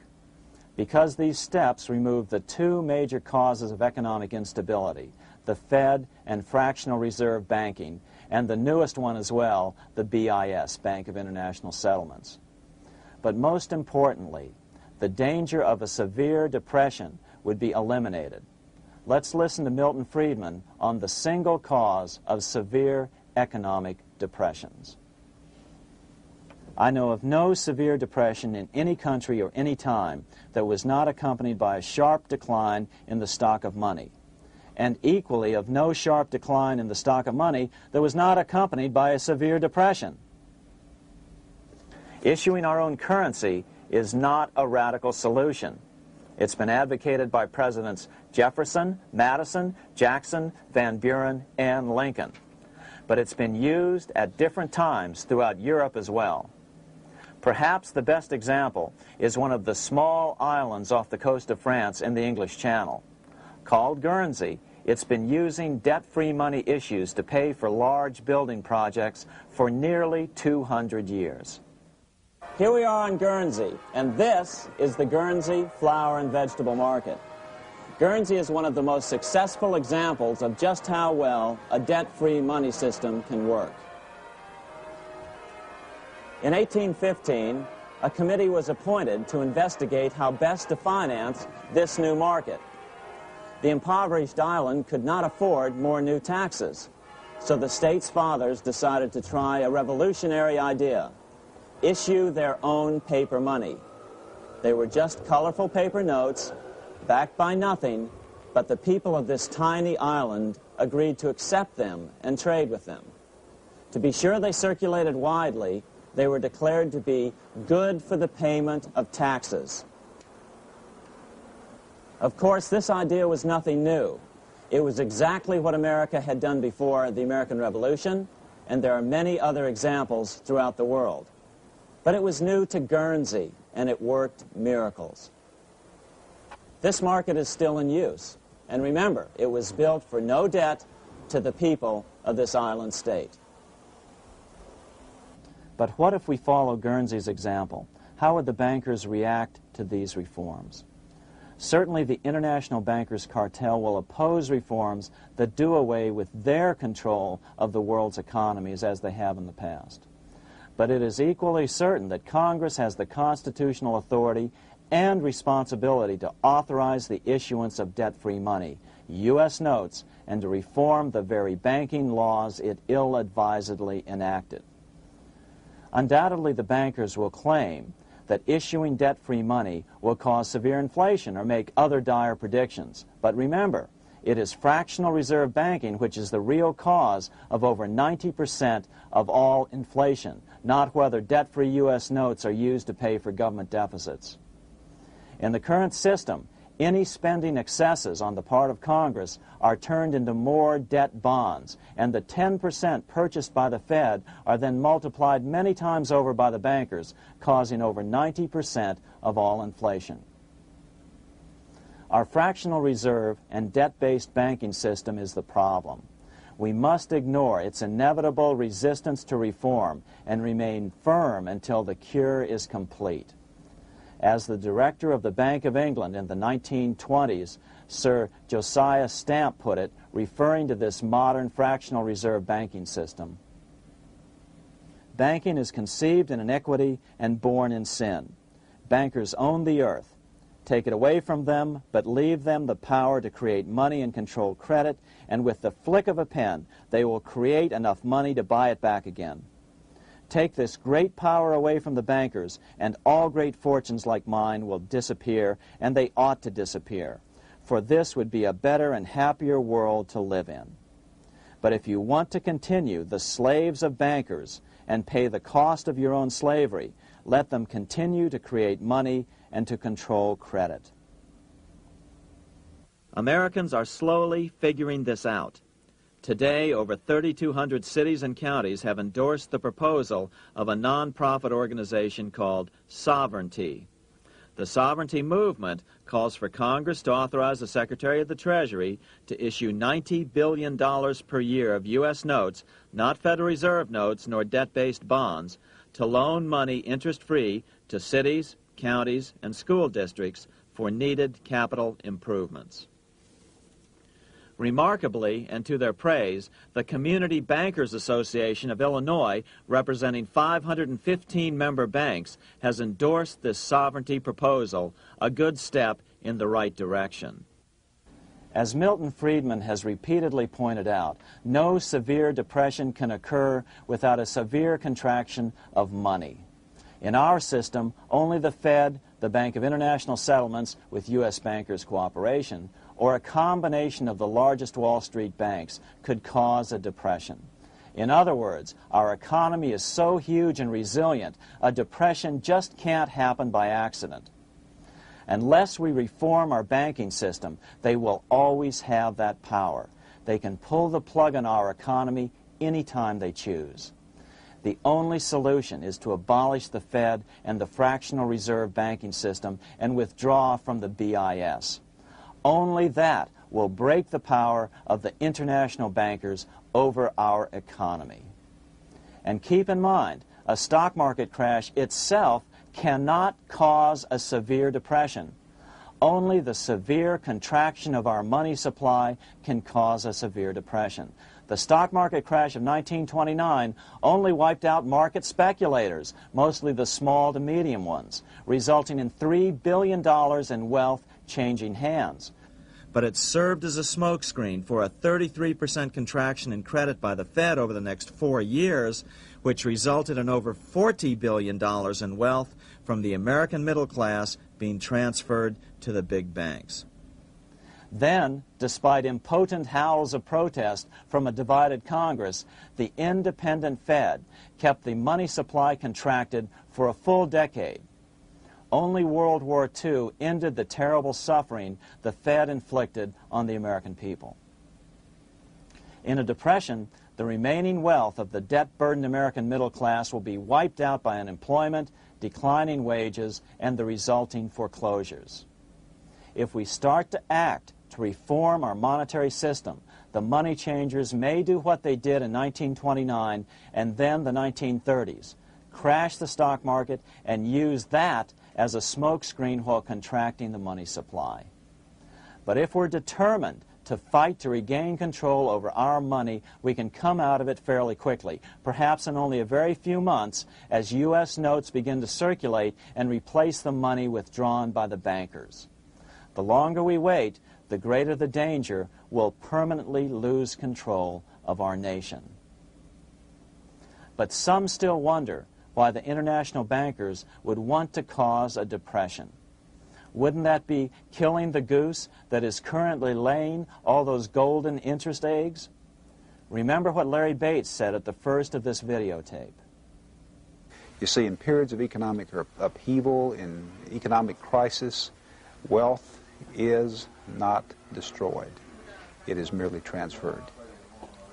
Do we have any hints as to what the money changers have in store for us? Here's what David Rockefeller, the chairman of Chase Manhattan Bank, the largest Wall Street bank, had to say. We are on the verge of a global transformation. All we need is the right major crisis and the nation will accept the New World Order. So, crisis is needed to fulfill their plans quickly. The only question is when the crisis will occur. Fortunately, we probably have a little time. It's unlikely that this crisis will occur before the 1996 elections, but after that, the danger begins rising. But whether or not they decide to cause a crash or a depression through relentless increases in taxes and the loss of hundreds of thousands of jobs being sent overseas thanks to trade agreements such as GATT and NAFTA, the American middle class is an endangered species. Cheaper labor, including slave labor in Red China, which Harry Wu has heroically documented, is being used to compete with American labor. In other words, money is being consolidated in fewer and fewer hands as never before in the history of this nation or the world. Without reform, the American middle class will soon be extinct, leaving only the very rich few and the very many poor, as has already occurred in most of the world. We've been warned of all this by congressmen, presidents, industrialists, and economists down through the years. Religious leaders, too, have seen the danger. About 1898, during the time of William Jennings Bryan, Pope Leo XIII put it this way. On the one side, there is the party which holds the power because it holds the wealth, which has in its grasp all labor and all trade, which manipulates for its own benefit and its own purposes all the sources of supply, and which is powerfully represented in the councils of state itself. On the other side, there is the needy and powerless multitude, sore and suffering. Rapacious usury, which, although more than once condemned by the Church, is nevertheless under a different form, but with the same guilt, still practiced by avaricious and grasping men, so that a small number of very rich men have been able to lay upon the masses of the poor a yoke little better than slavery itself. More recently, during America's Great Depression, Pope Pius XI spoke of the same problem. In our days, not alone is wealth accumulated, but immense power and despotic economic domination is concentrated in the hands of a few. This power becomes particularly irresistible when exercised by those who, because they hold and control money, are able also to govern credit and determine its allotment. For this reason, supplying, so to speak, the lifeblood to the entire economic body, and grasping, as it were, in their hands the very soul of the economy, so that no one dare breathe against their will. Educate your friends. Our country needs a solid group who really understand how our money is manipulated and what the solutions really are. Because if a depression comes, there will be those who call themselves conservatives who will come forward advancing solutions framed by the international bankers. Beware of calls to return to a gold standard. Why? Simple, because never before has so much gold been so concentrated outside of American hands. And never before has so much gold been in the hands of international governmental bodies such as the World Bank and International Monetary Fund. A gold-backed currency usually brings despair to a nation, and to return to it would certainly be a false solution in our case. Remember, we had a gold-backed currency in 1929 and during the first 4 years of the Great Depression. Likewise, beware of any plans advanced for a regional or world currency. This is the international bankers' Trojan horse.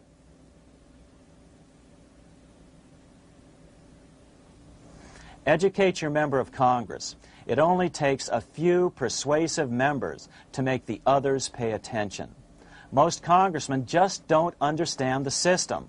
Some understand it, but are so influenced by bank-packed contributions that they ignore it, not realizing the gravity of their neglect.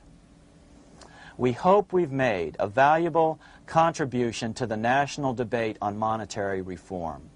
It remains for each man to do his duty, consistent with his state in life. May God give us the light to help reform our nation and ourselves. We say ourselves because ultimately vast multitudes of men are going to be driven more and more to desperation by the accumulation of the world's wealth in fewer and fewer hands. Men will tend to become like their oppressors, selfish and greedy. Rather, let's keep in mind during this period of reform a warning not to lose sight of greater things, as Pope Pius XI put it. For what will it profit men that a more prudent distribution and use of riches make it possible for them to gain even the whole world, if thereby they suffer the loss of their own souls? What will it profit to teach them sound principles in economics, if they permit themselves to be so swept away by selfishness, by unbridled and sordid greed, that hearing the commandments of the Lord, they do all things contrary?